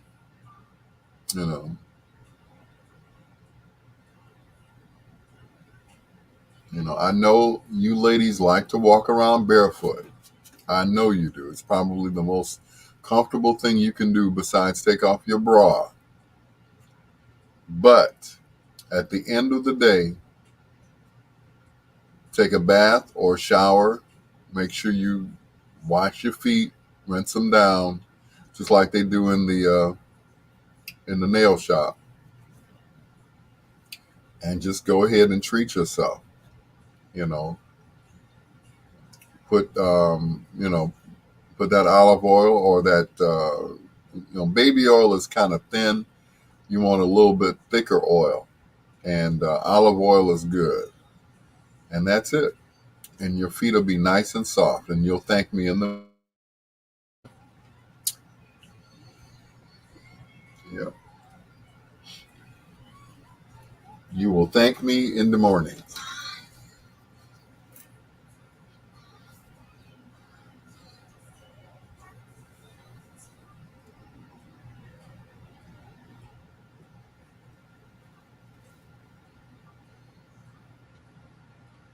Mm-hmm.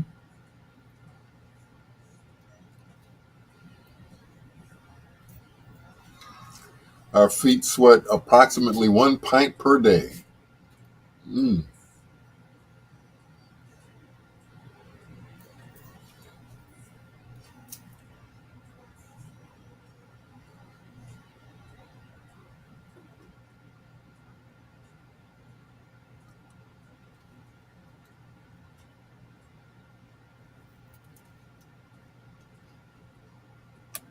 Don't stomp on me now.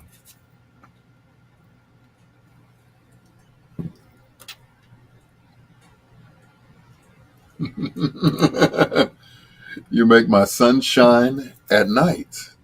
Yes, you do. Sure. You make my sunshine at night. Talk about, and I'm always reminded of that movie, Harlem Nights. And they say, it's so good, you throw it up in the air and it turns into sunshine. I'm like, okay. Mm-mm-mm. Lady Heroine. Anyway, it's your Dr. Al Greer. This is Bedtime Stories, the show designed with the lovers in mind, where we put you to bed but never to sleep. The greatest love songs of all time. In about 15 minutes, we're going to do Foreplay. Cleo Mosley wanted to hear not the Godfather, good Lord. Well, I guess you could say he's the godfather of bedroom music. So I guess you could say that, yeah. And that's coming up in less than 15 minutes right now. There's Angela Bofield.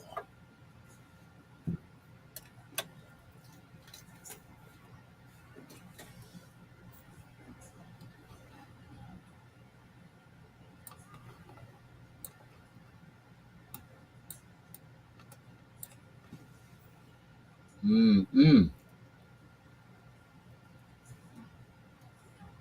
Now, some guys are not into feet.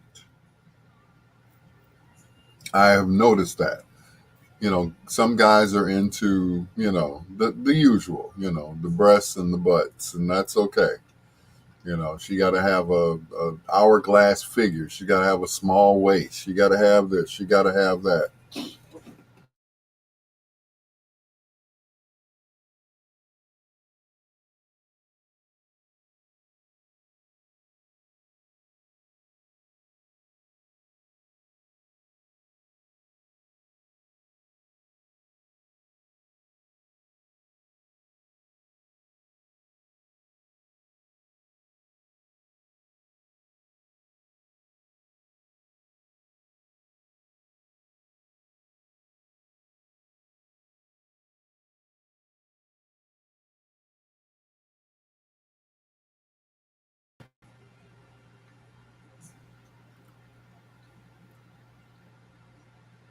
Come on, internet. There we go. There we go. We're back.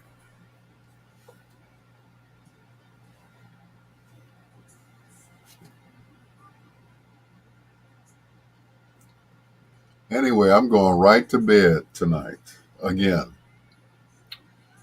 I agree with Al. Roseanne is much hotter than Beyonce.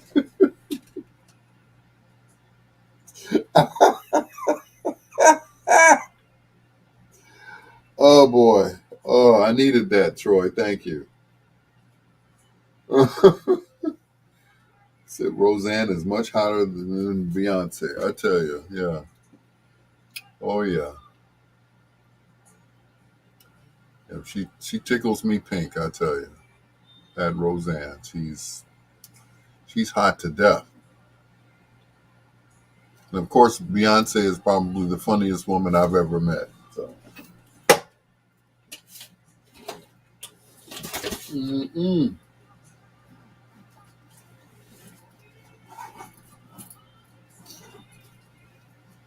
I'm on your side.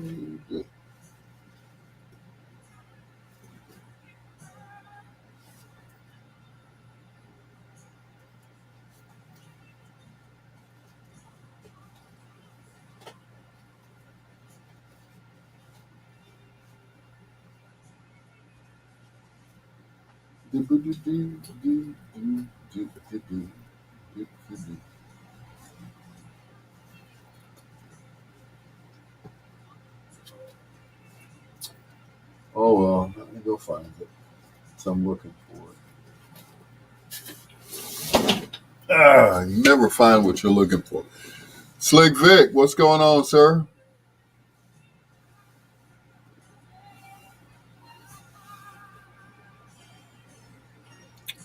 Once again, don't forget to share the live video, please, and thank you. I appreciate you guys. Thank you so much. Earlier, we were talking about what was your first concert that you ever went to. Vic, what was your first concert that you ever attended? And please don't say the Jackson 5. Well, everybody's saying the Jackson 5, so that I understand.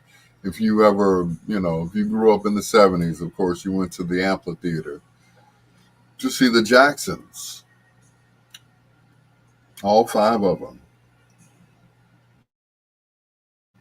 Yep.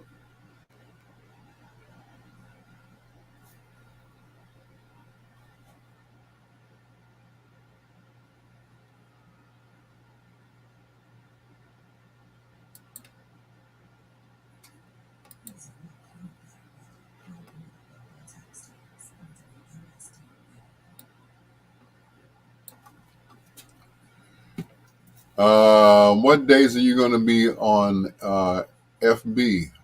I start working 3rd shift tomorrow night, and I will be tuned in.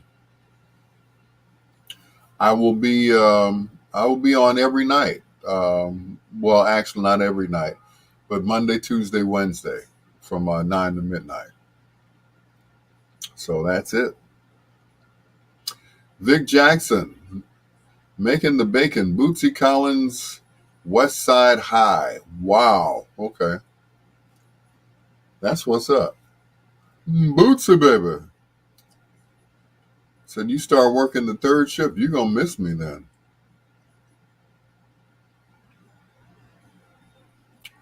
You get to see the replay of it, because I always save it and send it to Facebook. So, of course, you won't be able to comment because it would have already have ran. So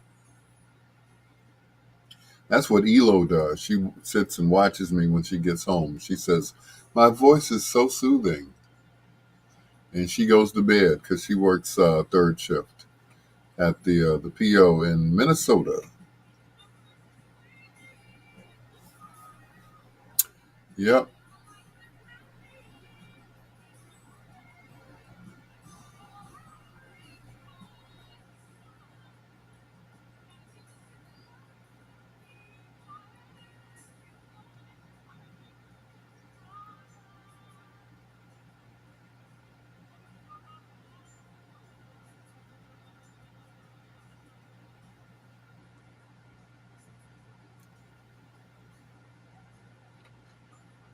I got promoted.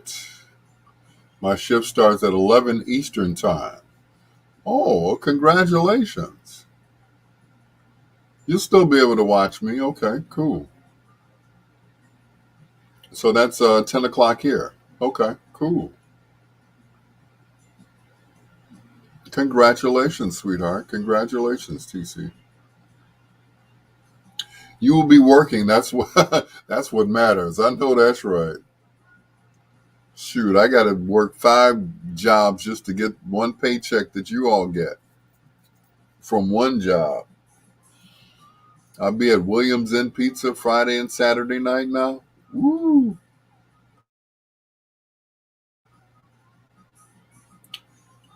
I am working hard. Something's got to give, I tell you. Something's got to give. I mean, Friday I leave work and then I go spin records and then, spin records. Good Lord. I am telling my age there.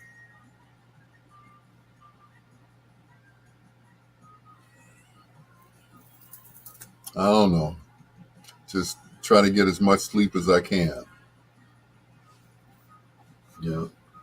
That's all I can do. Just get as much sleep as I can. TC, congratulations again.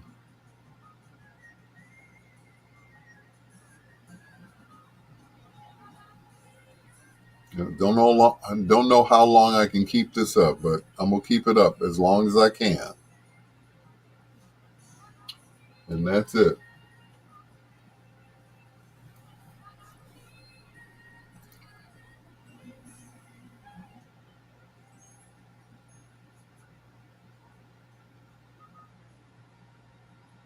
Watch my sugar and my salt intake and try to get as much rest as I can. And stop trying to stay up all night long like I used to do back in the day. Vic said, it will pay off. God blesses us for the hard work, not man. I know that's right. I hear you. And I thank you for that. I really appreciate that. Thank you.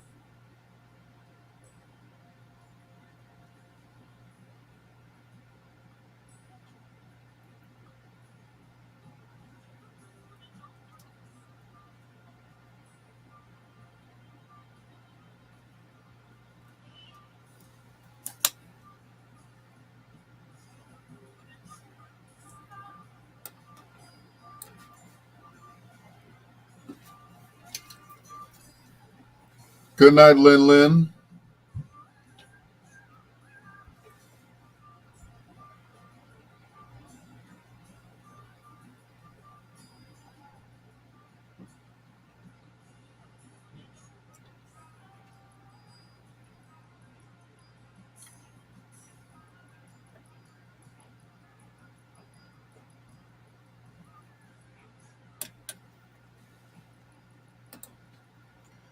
Whew, what a beautiful voice. Angela Bofield. Under the Moon and Over the Sun. It's your peanut butter brother, Dr. Al Greer. She could sing anything, from jazz to R&B. Mm. She had a stroke a few years ago, which kind of robbed her of her voice. She still speaks, but she cannot actually sing. And I heard they did like a one-woman show of all of her, well, not a one-woman show, but a tribute to her.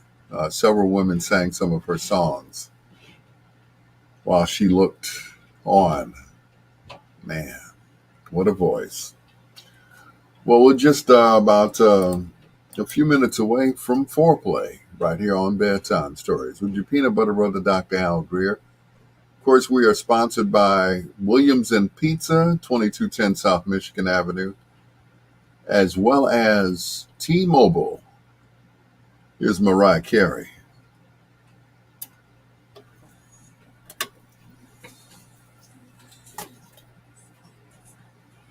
Vic said nobody punches that clock but you.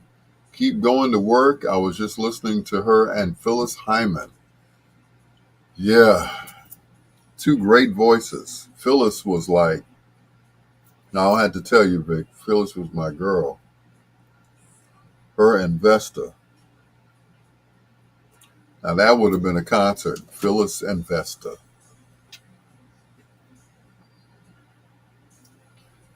Mm-mm.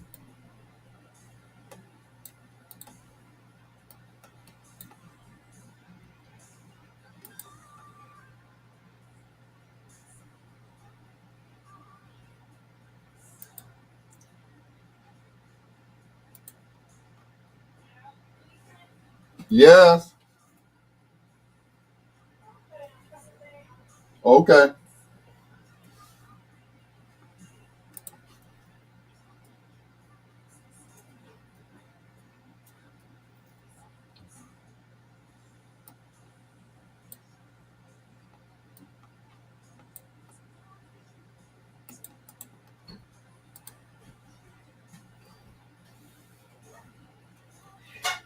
Yeah, that would have been a concert, boy. I tell you, to end all concerts. I was gonna tell you, I used to keep this light on over here Uh-huh. all the time. So if that's safer for you, it's okay.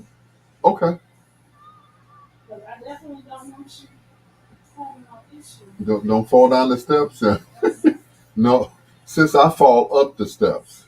I do too. So That's how clumsy I am. I fall up the steps. I definitely understand. Yeah.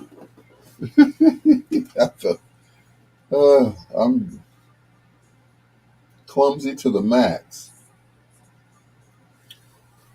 Yeah.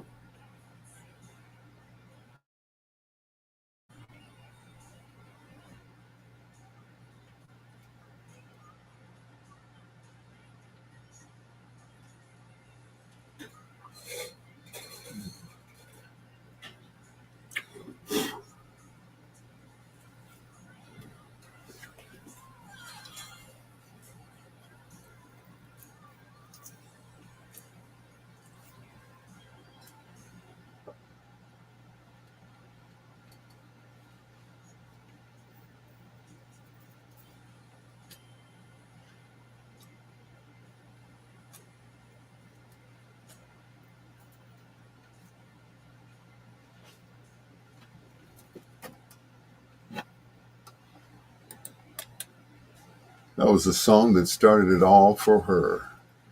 Mariah Carey and Vision of Love right here on Bedtime Stories with the peanut butter brother, Dr. Al Greer. And Bedtime Stories is brought to you by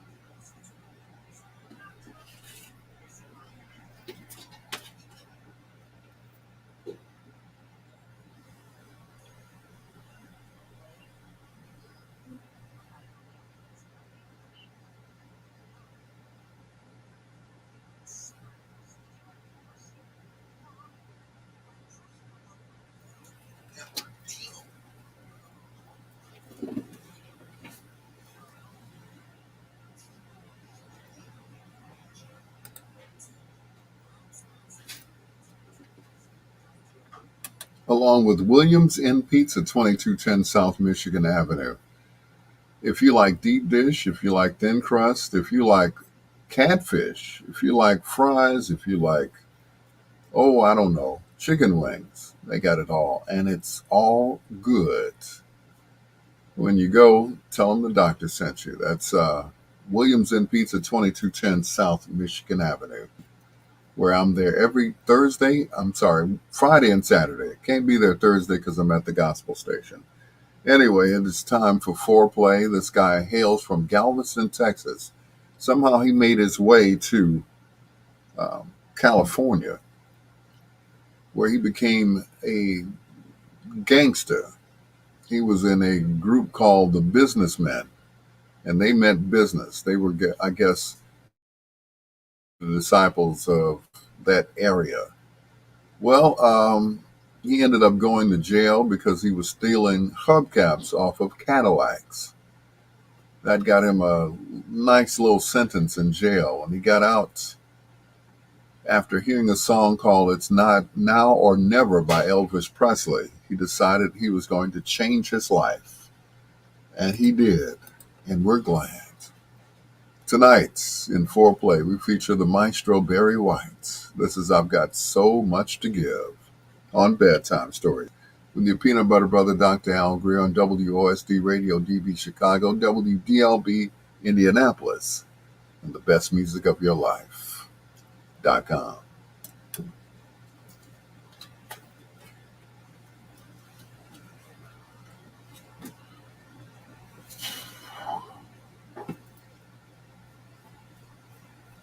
Yep, Angela Bofield had a powerful voice. And you said, Troy, so many black musicians have stolen from Elvis. Yeah. I think that's the other way around, but anyway, I'll buy that.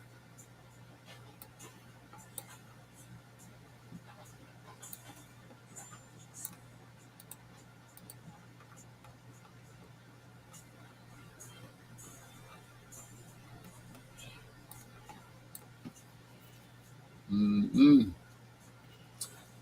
But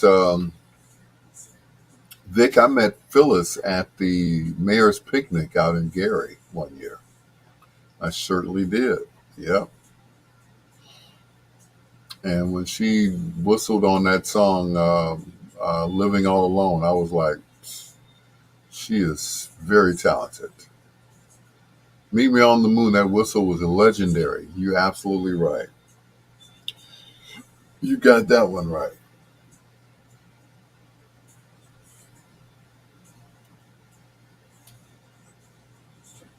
Yeah.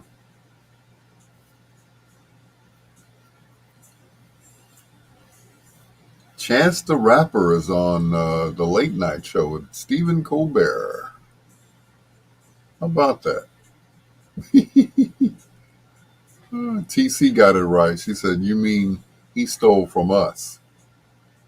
Yeah, yeah. The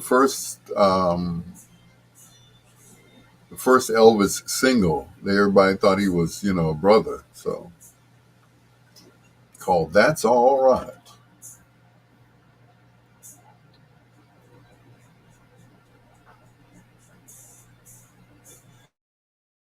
Yeah, no more tears.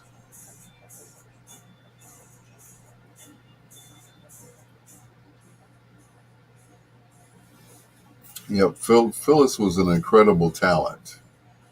I will say this: she was,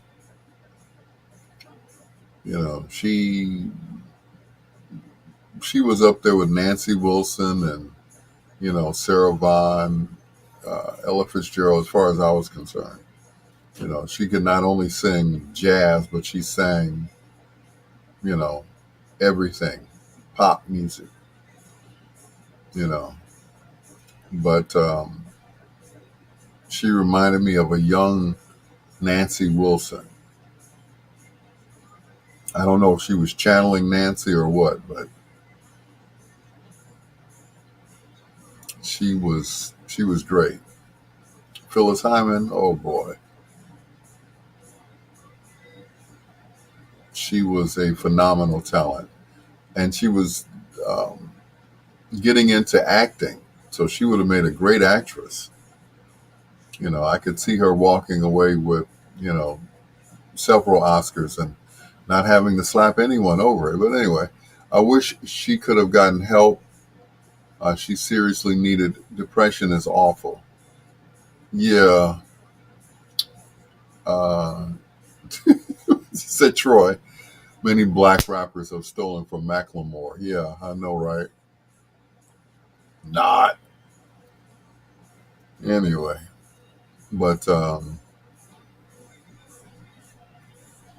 Phyllis wrote in her letter when she died, or before she died, she said, "If you love me, you'll let me go."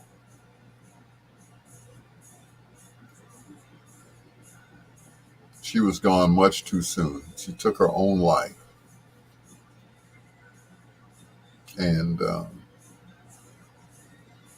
they say when you take your own life that you immediately go to hell because your life is not yours to take. But I don't believe that.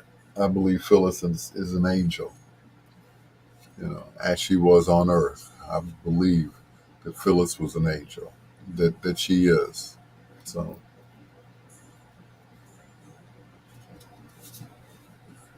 yeah. But I wish that she had gotten some help as well.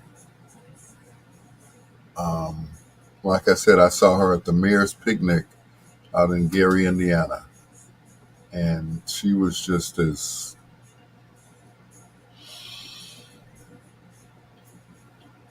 beautiful as in her pictures. I mean, she's very tall, she's very statuesque, and she was a model, she was an actress, she was a singer, you know, and she was the full package. She could have done radio later on if she wanted to, because she had that kind of voice and she had that personality. She could have done a TV talk show or something. Yeah, yeah, she walked with a stride. Well, being almost 6'2", yeah, she had to stride when she walked, and she was just very graceful. You know, just she had a personality, but could cuss like a sailor. Oh my God, she could cuss like any man. I mean, she said some words one time, and the men were blushing. You know, and there was no shame in her game either. You know, she. I remember one concert here in Chicago. She was at the Regal Theater, and I got a. It was either I got a call from this guy who was a stagehand. I never will forget it. His name was Chris, and he was a stagehand. He said, "You'll never guess who I'm standing in front of, and she's topless." I'm like, "Please don't tell me Phyllis Hyman." He said, "Yes, Phyllis hates to go on stage with a bra on, and all of her outfits are plunging, so he had to take some duct tape and tape her." I was like, I would die.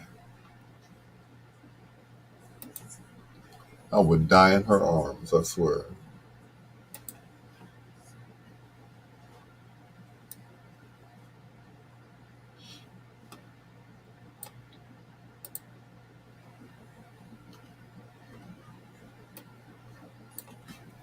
She was she was very arrogant. Yes, she was. Yep. Yep. She may have been that Victor, but I think all of that was just an act. I think at the end of the day she was very insecure. I mean, to be a woman of that height, and men were afraid to, except for her husband who turned her out. Um, Men were afraid to approach her. Hey, Latanya, you know, men were afraid to approach her. So, they had to come correct to her. Otherwise, don't mess with me at all. But Latanya, when I tell you, the few times that I was around her, I wish I had gotten closer to her. She was friends with a friend of mine, and I was trying to be friends with her as well. But it never happened.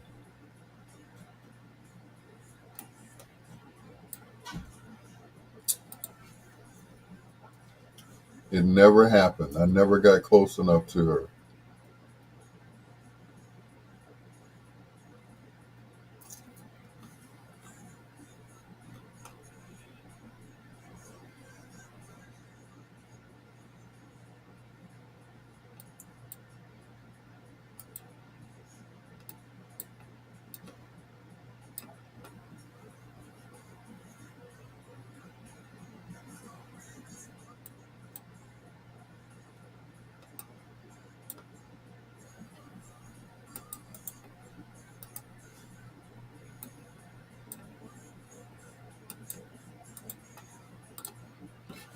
I just wished, Phyllis Hyman. I wish that I could have gotten closer to her. I don't know what I would have been able to do because she was, you know, Kirkland Burke from Warner Brothers was there that night on my birthday. Wow. I, I agree with Al. Carl Carlton could beat up Terry Crews. Yeah, right. Carl Carlton is puny compared to Terry Crews. It's like, please, Terry's arm is as big as Carl Carlton's waist. His whole body, I tell you. Uh-uh. Terry Crews. Yeah, right. Mm-mm.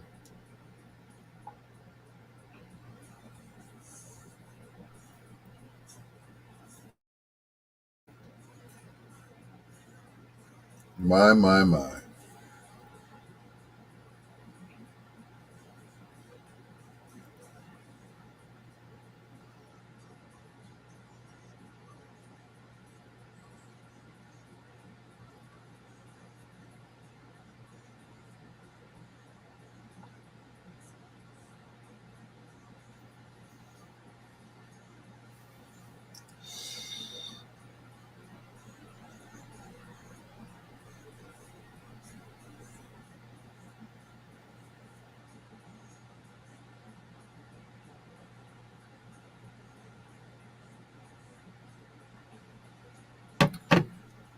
Oh boy.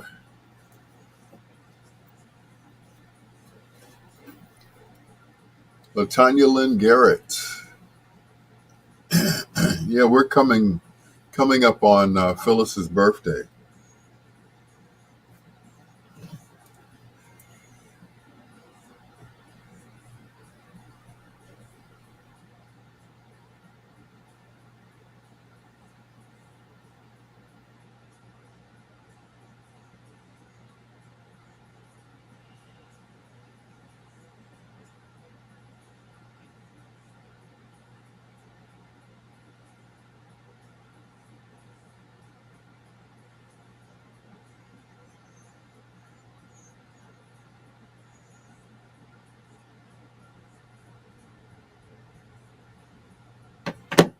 Are you going to do a tribute to her? Oh, boy, am I. On her birthday, the whole night is nothing but Phyllis. Don't ask me who the foreplay artist is going to be. It's going to be Phyllis. It's going to be Phyllis on the B sides. It's going to be Phyllis on bedtime stories.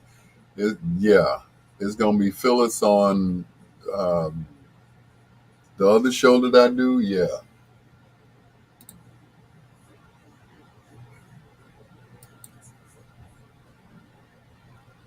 yep. Phyllis all night long.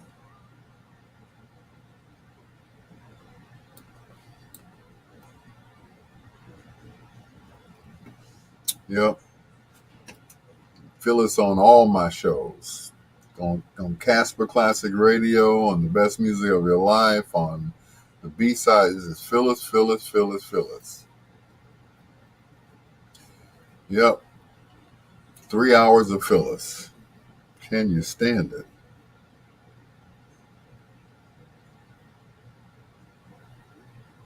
Mm-mm.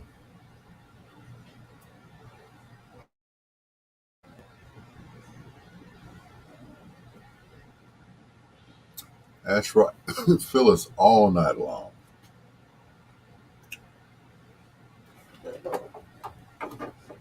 I feel about Phyllis the way ladies feel about Luther. Yep.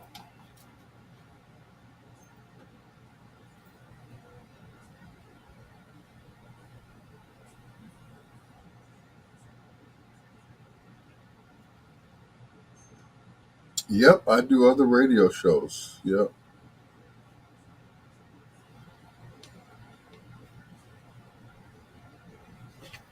I heard Chuck Berry hired Al to install cameras in his restaurant. Oh no.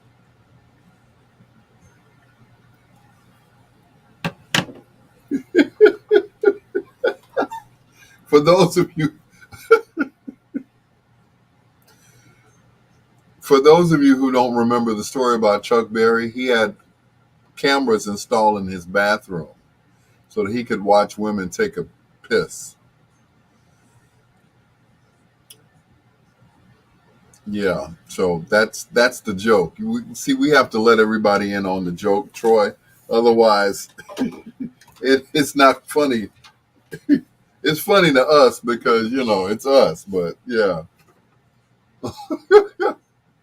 Oh no.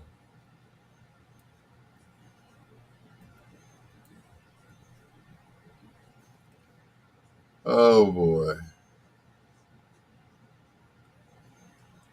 I formed a personal relationship from my DJing days, then security job in Minnesota with James Ingram. Uh, Kenny's one had to stop him from one stop, had him call me at the record shop, okay, in Miller. Then I met him at the convention center in Minneapolis, him and Michael McDonald. Okay, cool. James Ingram.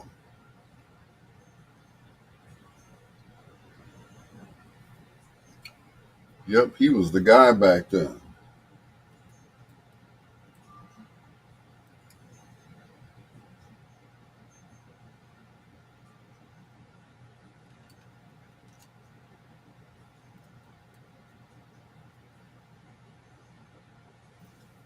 Mm. Mm-mm.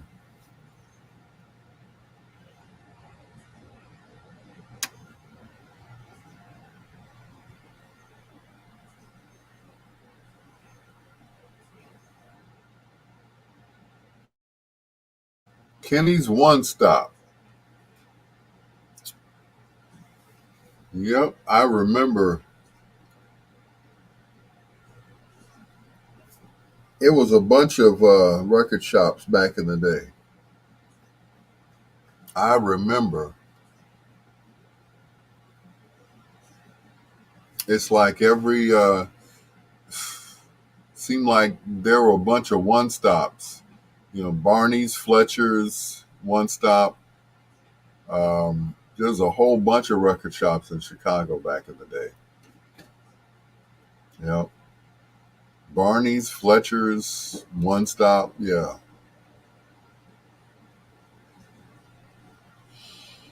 Whew.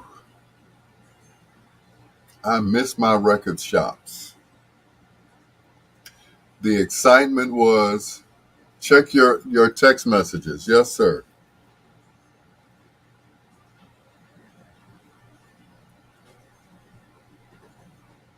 Mm-mm.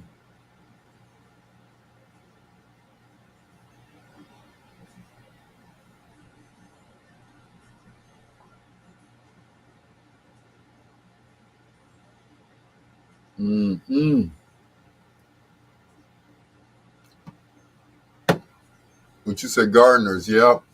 All of those, man. LT, what's going on? But yep, you got to think there were at least there was a record shop on every corner, damn near. Some of them were in the middle of the street, you know. But man, I remember seeing the Jacksons at Metro Music. It's like I followed them. They landed a helicopter in Gary, and then in the middle of what was it? I want to say South Lake Mall, but that's not it. But there's a shopping center out in Gary, um, and that's where you know they landed, and everybody was like, "Ooh!" Somebody ran up to him, it was a reporter, ran up to Randy and asked him what his memories were of growing up in Gary. He said, "I didn't grow up in Gary. I grew up in Encino." That was it. TC said, "I remember going to Tower Records in Chicago. I almost lost my mind buying old school CDs, music I haven't heard in years." Fletcher's was on Cottage Grove. Kenny worked there. Yeah. There's still the Village Shopping Center. Yeah, thanks, Vic. I couldn't think of the Village. It's still there, but it's like there's nothing in the Village Shopping Center. It's there, you know. But anyway, what was the name of the record store on 87th and Blackstone back in the day? That was Metro Music. Metro Music. Did anyone attend the Jacksons' recent concert at the Hard Rock Casino? I was supposed to be there, but there were no tickets left for the old man. So LT said there's nothing in Gary. And the Village Shopping Center is there, but there are no stores in there. Thinking maybe one or two. So, yeah. Coops Records, 87th, and Coops was on 87 right off of Stony. Yep. Stony Island. So, yep. Coops, I used to stay up in Coops and Metro Music. I would walk from 79th to 87th and go to Coops and get my records. Sure did. And then when I got a car, I went on the west side. I went to Uncle George's store as well. So, yeah. But I worked at a record store, which was Jeffrey Records, right across the street from the high school that I went to, South Shore. So, yep, I went to South Shore High School. And then when I got out of school, I ended up working at Jeffrey Records, which was right across the street. Yeah. Coops was next to Queen of the Sea. Sure was. Wasn't there a Coops on 87th and Ashland at one time? Absolutely. As a matter of fact, the sign is still on the side of the building where it says Coops Underground. But they had opened two Coops Underground, one next door to the original Coops, and then the one on 87th and Ashland, which was run by my now boss, Pierre Cooper, who's Coop's son. We lost Coop. On my birthday, he died. And I guess they weren't going to have anything for him. And that was, or maybe it was like a private ceremony. But Melody was like, no, we're going to have a funeral for my daddy. Won't be cremated either. The thing was, he said a few years ago, my daughters wanted me to write a book. If I didn't write a book, they were going to cremate me. He wrote the book, and of course, he wasn't cremated.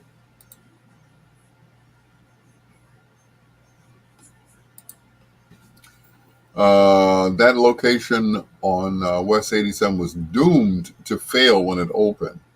Do you remember Nina's from Gardner's?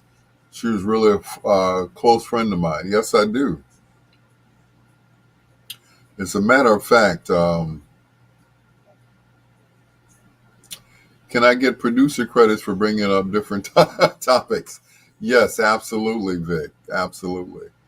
Lawana said I bought so many gift sets for Christmas presents and birthday presents from Coops.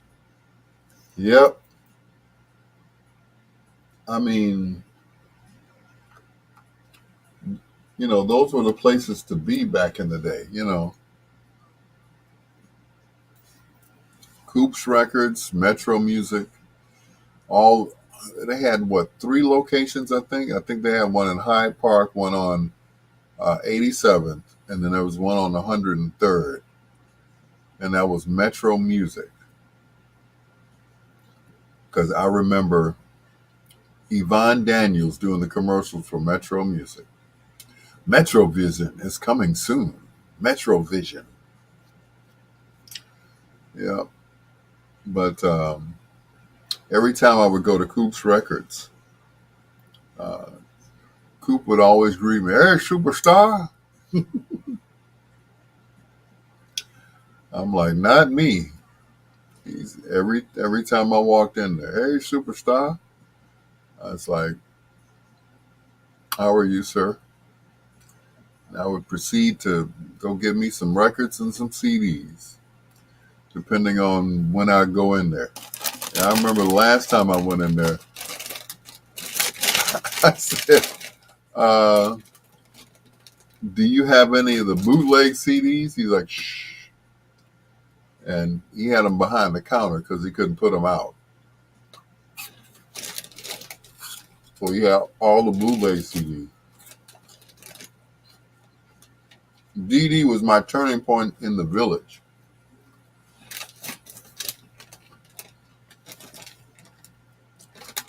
Okay. Nina was tragically killed on 65th and King Drive years ago. Sweet person introduced me to several people in the Turning Point Records in the village. Wow.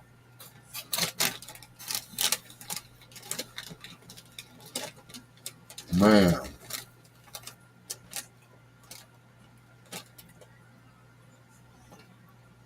I worked at Jeffrey Records, and that's how I got to meet Ruby Andrews. Yep. A record store in LA called Amoeba.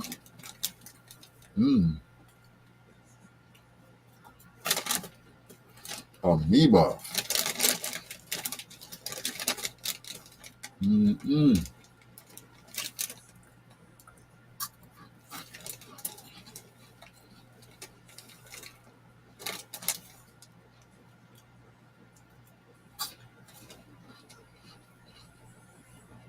Mm-mm.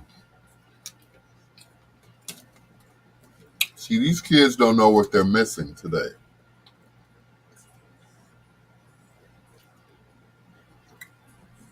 We used to buy records. The joy was getting it home and ripping the plastic off.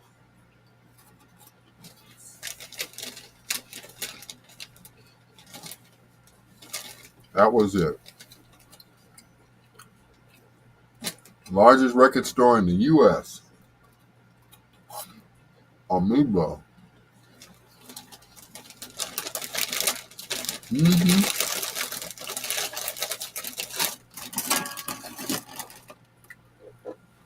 Yep, they would send the promo copies. Yep. TC said, I'm about to hit the casino for a while. Y'all safe, prayed up, and be blessed. Chat with you tomorrow. Peace. Was there a Met Records on 82nd and Cottage? Uh, Troy, you heard about that massive recall on Cheetos Cheese Puffs. Thank you, Troy. Yeah.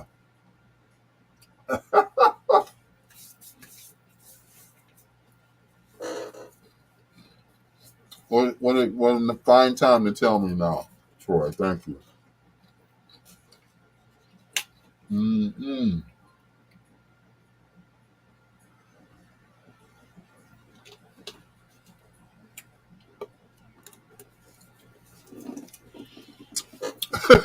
Get you gonorrhea. Troy, I can't even laugh right now.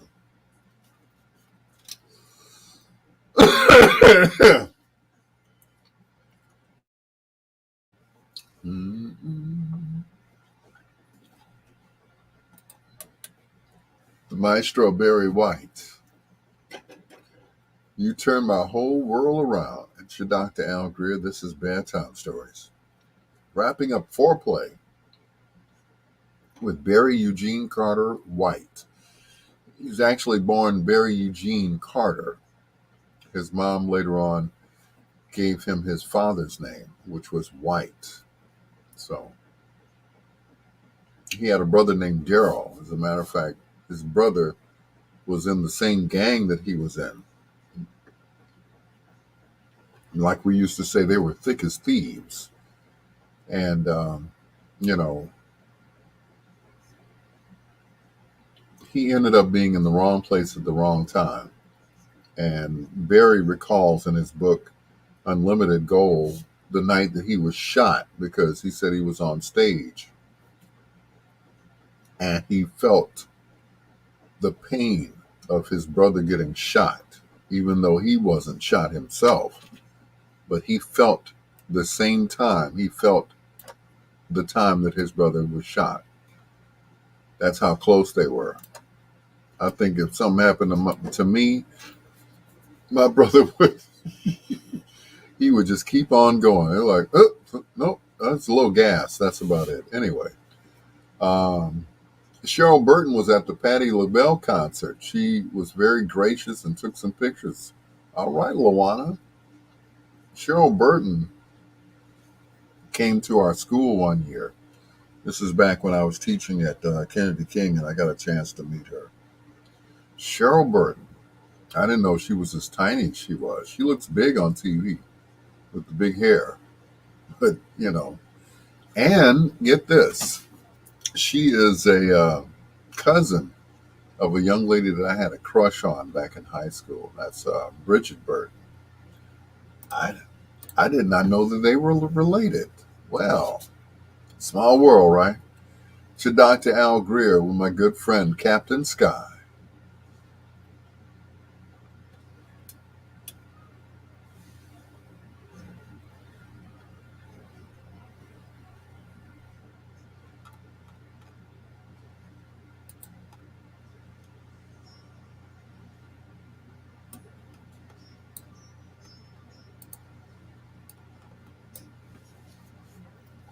Love Unlimited Orchestra. Yep, the name of his book, he named his book Love Unlimited. And he made that he wrote the book before he passed. Keith D, I am good. How about yourself, sir? I'm just hanging in there from day to day, trying to make it. Trying to make it, brother. Trying to make it.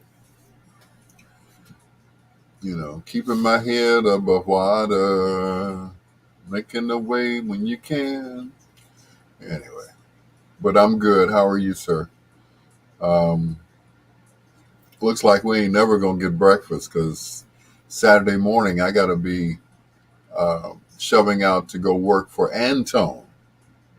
So yeah, I know, Keith. I know.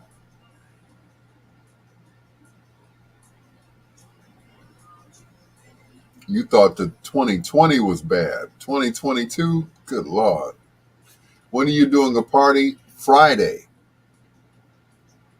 I will be at Williams Inn Pizza, 2210 South Michigan Avenue from 7 until midnight. During the day, I will be with Antone. And that'll be at the Union Hall over on, I think it's Wabash, like 39th, right down the street from, what is that? The Amber Inn, which is next door to the restaurant that I go to. I can't think of it right now, but it's up the street from the Amber Inn on 39th Street, and that's where I'll be this Saturday. And then after that, I'll be at Williams Inn Pizza later on that evening. So I got a full weekend with nothing but gigs. So my thing is catch me if you can. So as I said, I wasn't going to do any more clubs, but I didn't rule out doing a restaurant. So it's a restaurant. Pearl's Place, that's what it is. Thank you, Alice. I could not think of Pearl's Place to save my life. And I used to go there all the time. I used to take all my women to Pearl's Place. No, I did not. That would not be a good thing. I took them to Dailies, but anyway. Because see, 9 times out of 10, if I go to Dailies, they're not going to remember me. So, at least so I thought. So, I'm going to catch you possibly next weekend. Okay, cool. Well, say hello to Dinah Lynn Biggs when you get to Indy. Oh man, Daly's on 63rd. They were across the street. Now they got a big location. So they finally made the big time. Because I remember they did a episode of Empire. And they used Dailies as a backdrop. So, but you say I'm a cheap date? Oh, you haven't seen Dailies recently. Oh, man. Dailies is totally renovated. It's not the old Dailies that you remember. Dailies ain't no cheap date no more. They got a big location. A big old sign and everything. It is totally modern. So yeah, don't sleep on Dailies. Fix it. I live in Indy. There you go. Well, maybe you and the captain can hook up. He said I ate at Dailies last week. Awesome salmon croquettes. See, I don't come to the city, so you're right. Yeah, Dailies is totally renovated. And next time I go, it's salmon croquettes, baby. Yep, salmon croquettes.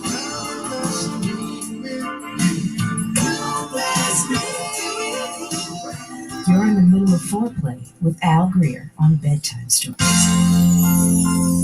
Well, actually, you're not. But anyway. But it sounded good, though.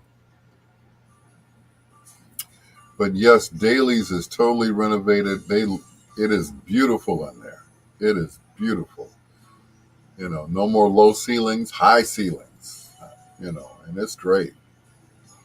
But yep, since I can't get anybody else to cook salmon croquettes for me, I'm gonna have to go to Daly's and get mine.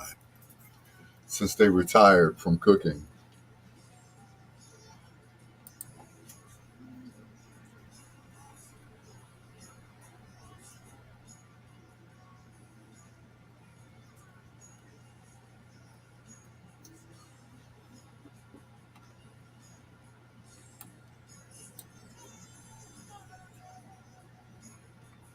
Will never die.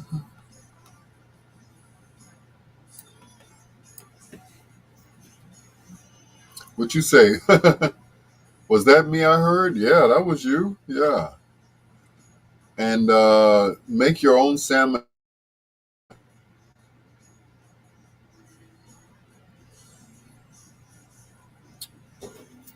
I would, but I don't want to mess them up. I, I would mess them up. I really would, LT. If I tried to cook them, I would. Yeah. Ooh, excuse me. Pardon me. Ooh, 18 minutes.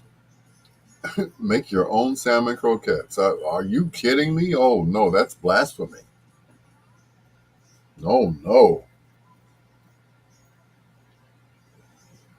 Mm-mm. Absolutely not. I stay out of the kitchen.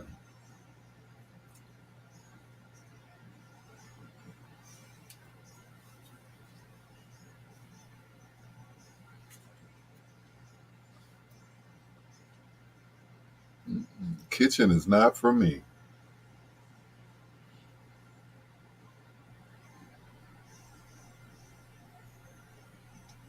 My goal is to perfect salmon croquettes. I just like them so much. Me too. Me too, Lawana. I feel you on that. And I would not try to mess them up. That's the one that touched you when you heard it. Very emotional. Yeah. That was it. Yes. That was the song, brother. That was it. Mm-mm.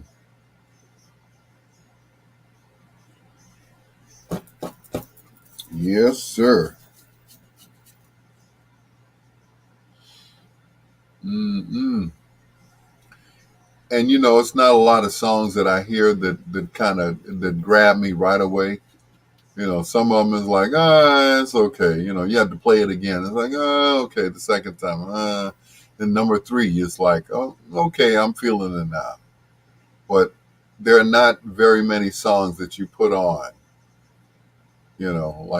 Like we used to say, you drop the needle on the record and it's like an instant hit.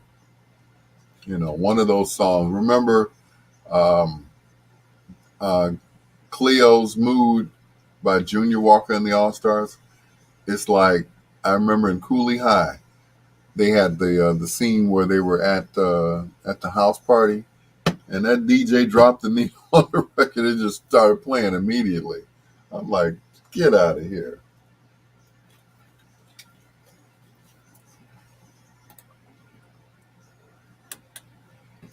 The Shalites with a little help from Al Goodman from Ray Goodman and Brown. That is Love on the Two-Way Street right here on Bedtime Stories with your peanut butter brother, Dr. Al Greer. We went from talking about your first concert that you ever went to talking about salmon croquettes.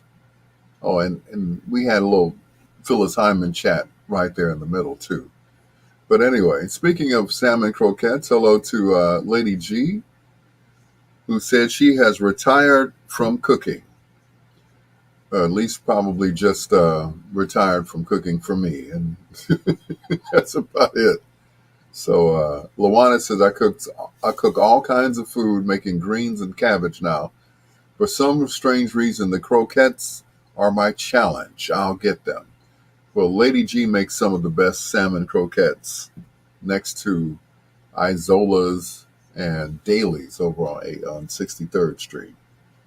Which one of these days I'm going to make it over there. One of these Saturday mornings. Gotta have me some salmon croquettes and some wild rice. Yeah. Here's the first of two in a row from Prince Rogers Nelson. Once again for ELO. This is the one.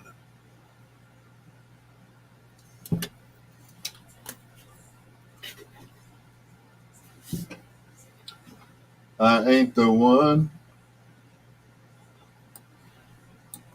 No, not me. Wait a minute. You're welcome, Lady G. First concert, Latino freestyle concert hosted by B96. Salmon croquettes, I've been told, are pretty good. They are delicious. McDowell's makes McDonald's makes great croquettes, but they're always sabotaged by McDonald's. Thank you, Troy. Have you been to the new Gladys's on 87th? No, I have not. I did not know that they have reopened it. I just saw my memory of Miss Isola. Man, I miss that lady. She was the South Side queen. And what was so cool about her, between Gladys's and Isola's, they would both come out personally, even though, the place was named after them. And they would come out and they would be just so gracious and come out and ask, how's your food, baby? Of course, they didn't cook it, but that's what was so cool.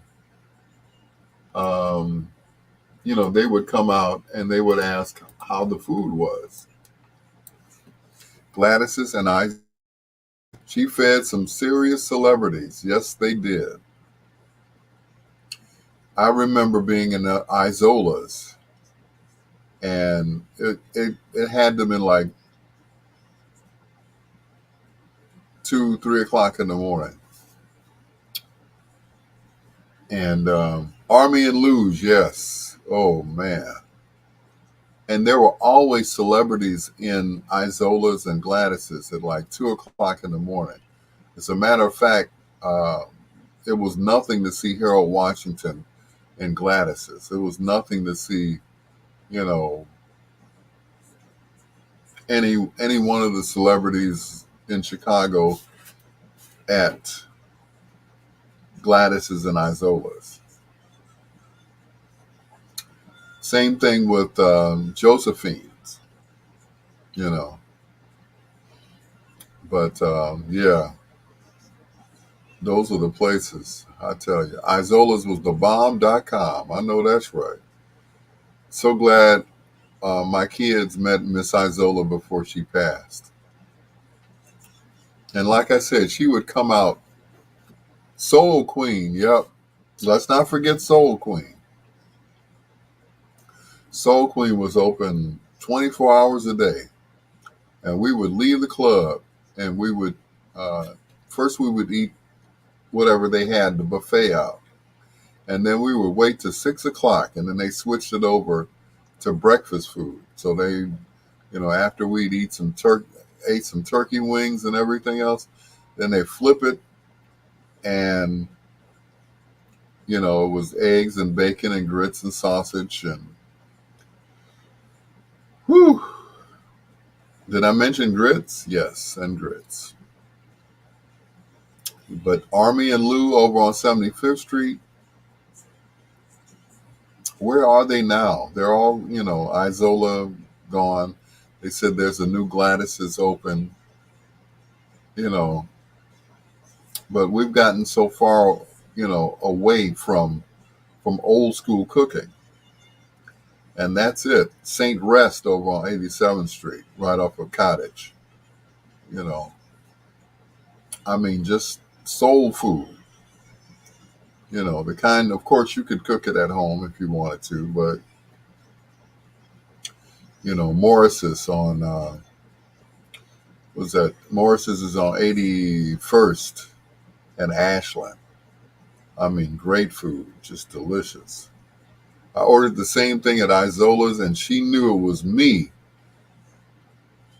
and that order came through. I know, right?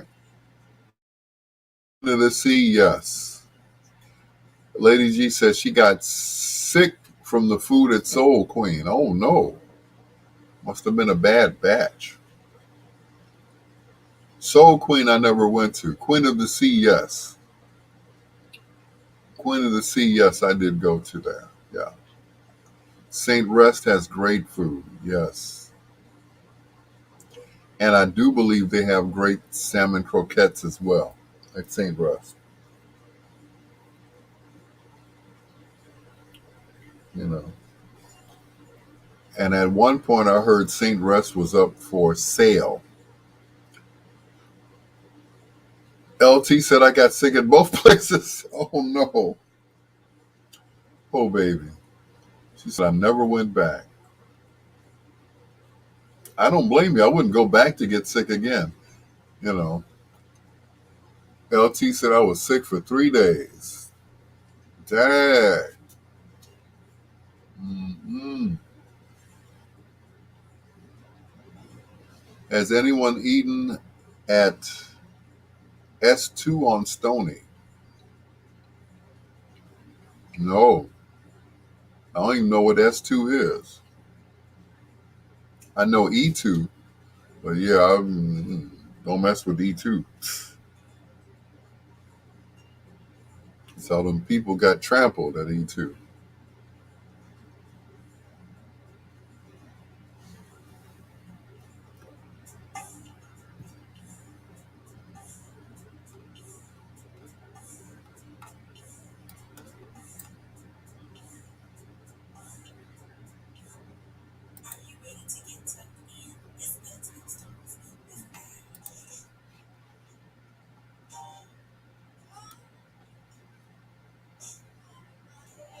This conversation has suddenly gotten sick.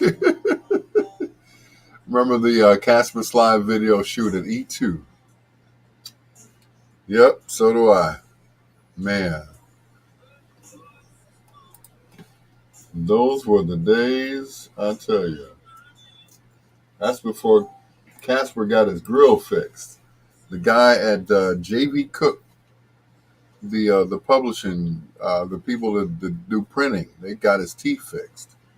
I said, that's all right. I think oh no, the Woodlawn is closed already?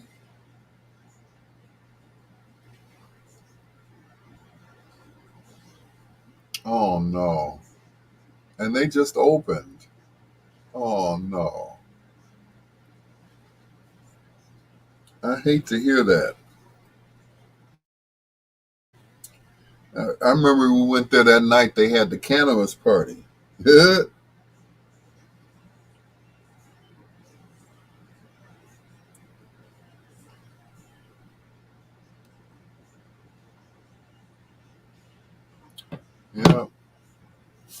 But yeah, Soul Queen, Queen of the Sea, Isola's, Gladys's, you know. And on the west side, they got MacArthur's.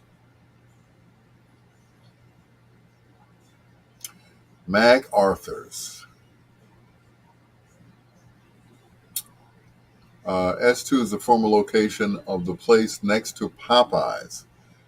Oh, it used to be, don't tell me, I know what it used to be. Because we used to do remotes there. Wow, so that's a new place. Okay. I know what I know what you're talking about. Okay. What about Chances Are in Hyde Park? Okay, yeah.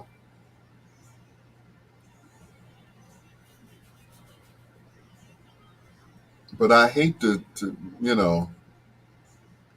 I hate to see the Woodlawn close. What are you saying, Troy? I heard Al gave Sammy Davis Jr. the Three Stooges eye poke.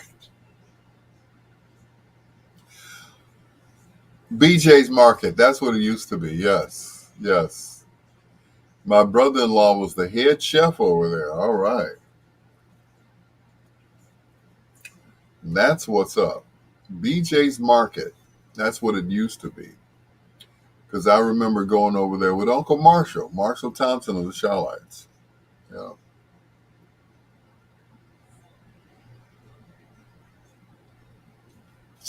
Yep, sure enough.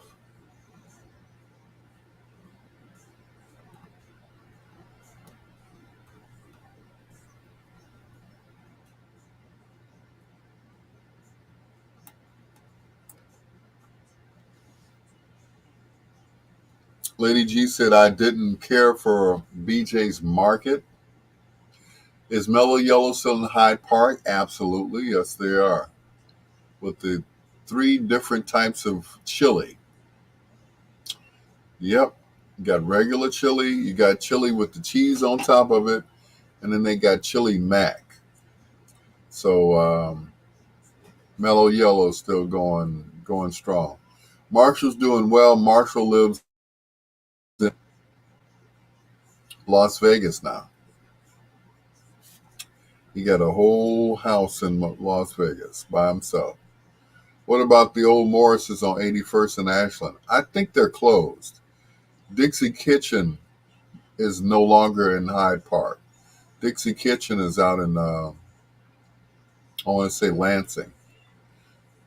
BJ's has moved to, 95th and Stony. Okay, cool.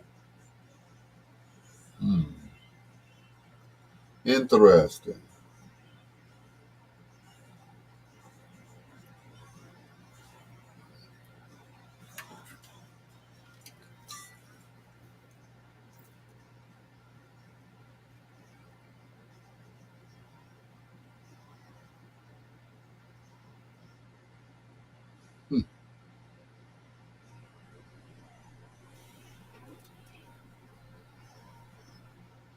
Dusty's, yeah. And that's how you end the show. Prince Rogers Nelson and Call My Name for ELO. That's going to do it for me. Thank you so much for staying up with me here on Bedtime Stories, the show designed with the lovers in mind, wherever you put you to bed, but never to sleep with the greatest love songs of all time. Thank you to Lady G, Ken Wadlington, Alice Norris, Lawana Trailer, LT, Victor Jackson, John Caldwell, who was on earlier, the Sister Teresa, thank you so much as well. And Vic Jackson, I appreciate you. Thank you so much, brother. We were talking about old restaurants from back in the days. Isola's, Queen of the Sea, Soul Queen. What was it? Gladys's, Isola's. Oh, Army and Lou's. Yeah. And Morris's over on 81st and Ashland. They had great food. As a matter of fact, Morris's used to stay packed, especially on Sunday when the people got out of church. We go straight to Morris's, and the line will be outside the door. Yeah. Anyway, thank you so much for staying up with me. Thank you for reminiscing about those old. We were talking about record shops and restaurants, which are both gone. I tell you. MacArthur's on the west side. They're still open, as far as I know. I haven't been to the west side in a while. Anyway, once again, thank you for listening, LT. Everybody, if I didn't mention your name, charge it to my head and not to my heart. Till next time, blue skies, green lights, and good night, Miss Delicious. Oh, and you too, Ela.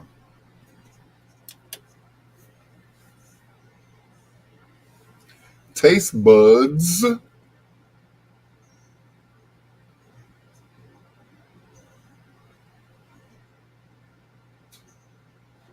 Mm-mm-mm. Yep, you can't find a decent restaurant anymore. soul food, especially soul food restaurant. You just can't. You know, it's crazy.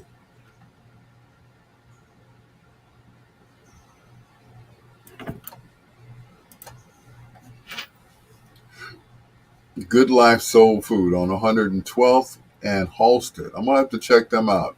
Send that to me, Lawana. Uh, yeah, I might want to check them out. Anyway, ladies and gentlemen, thank you so much. I swear I never want to see that place again. Y'all sent me the taste buds so damn much. I remember, what's my man? He used to cook for us, Cuffy. Whatever happened to Cuffy? Cuffy man, Cuffy's used to hook us up on Sunday for our soul food dinners that we had at GCI. Cuffy's was the man. Yep. After the clubs in Gary, we had good taco places. Yeah, we sure did. Ain't none now. Yep, Cuffy could, man, you ain't lying. Cuffy could cook his butt off. We had some good food back in the day.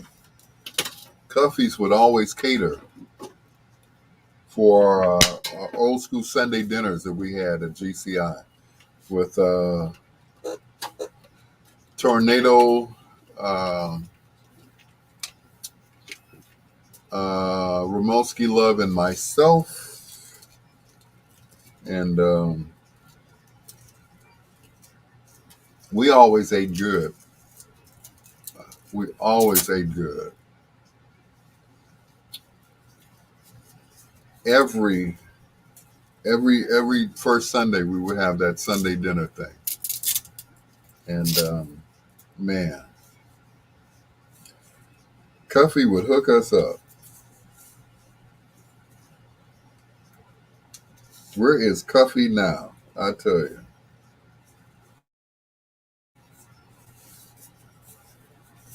But anyway, guys, I got to run because I got a full day tomorrow. I got to be at the Harold Washington Library tomorrow for his 100th celebration of his 100th birthday. So I got a long day in front of me.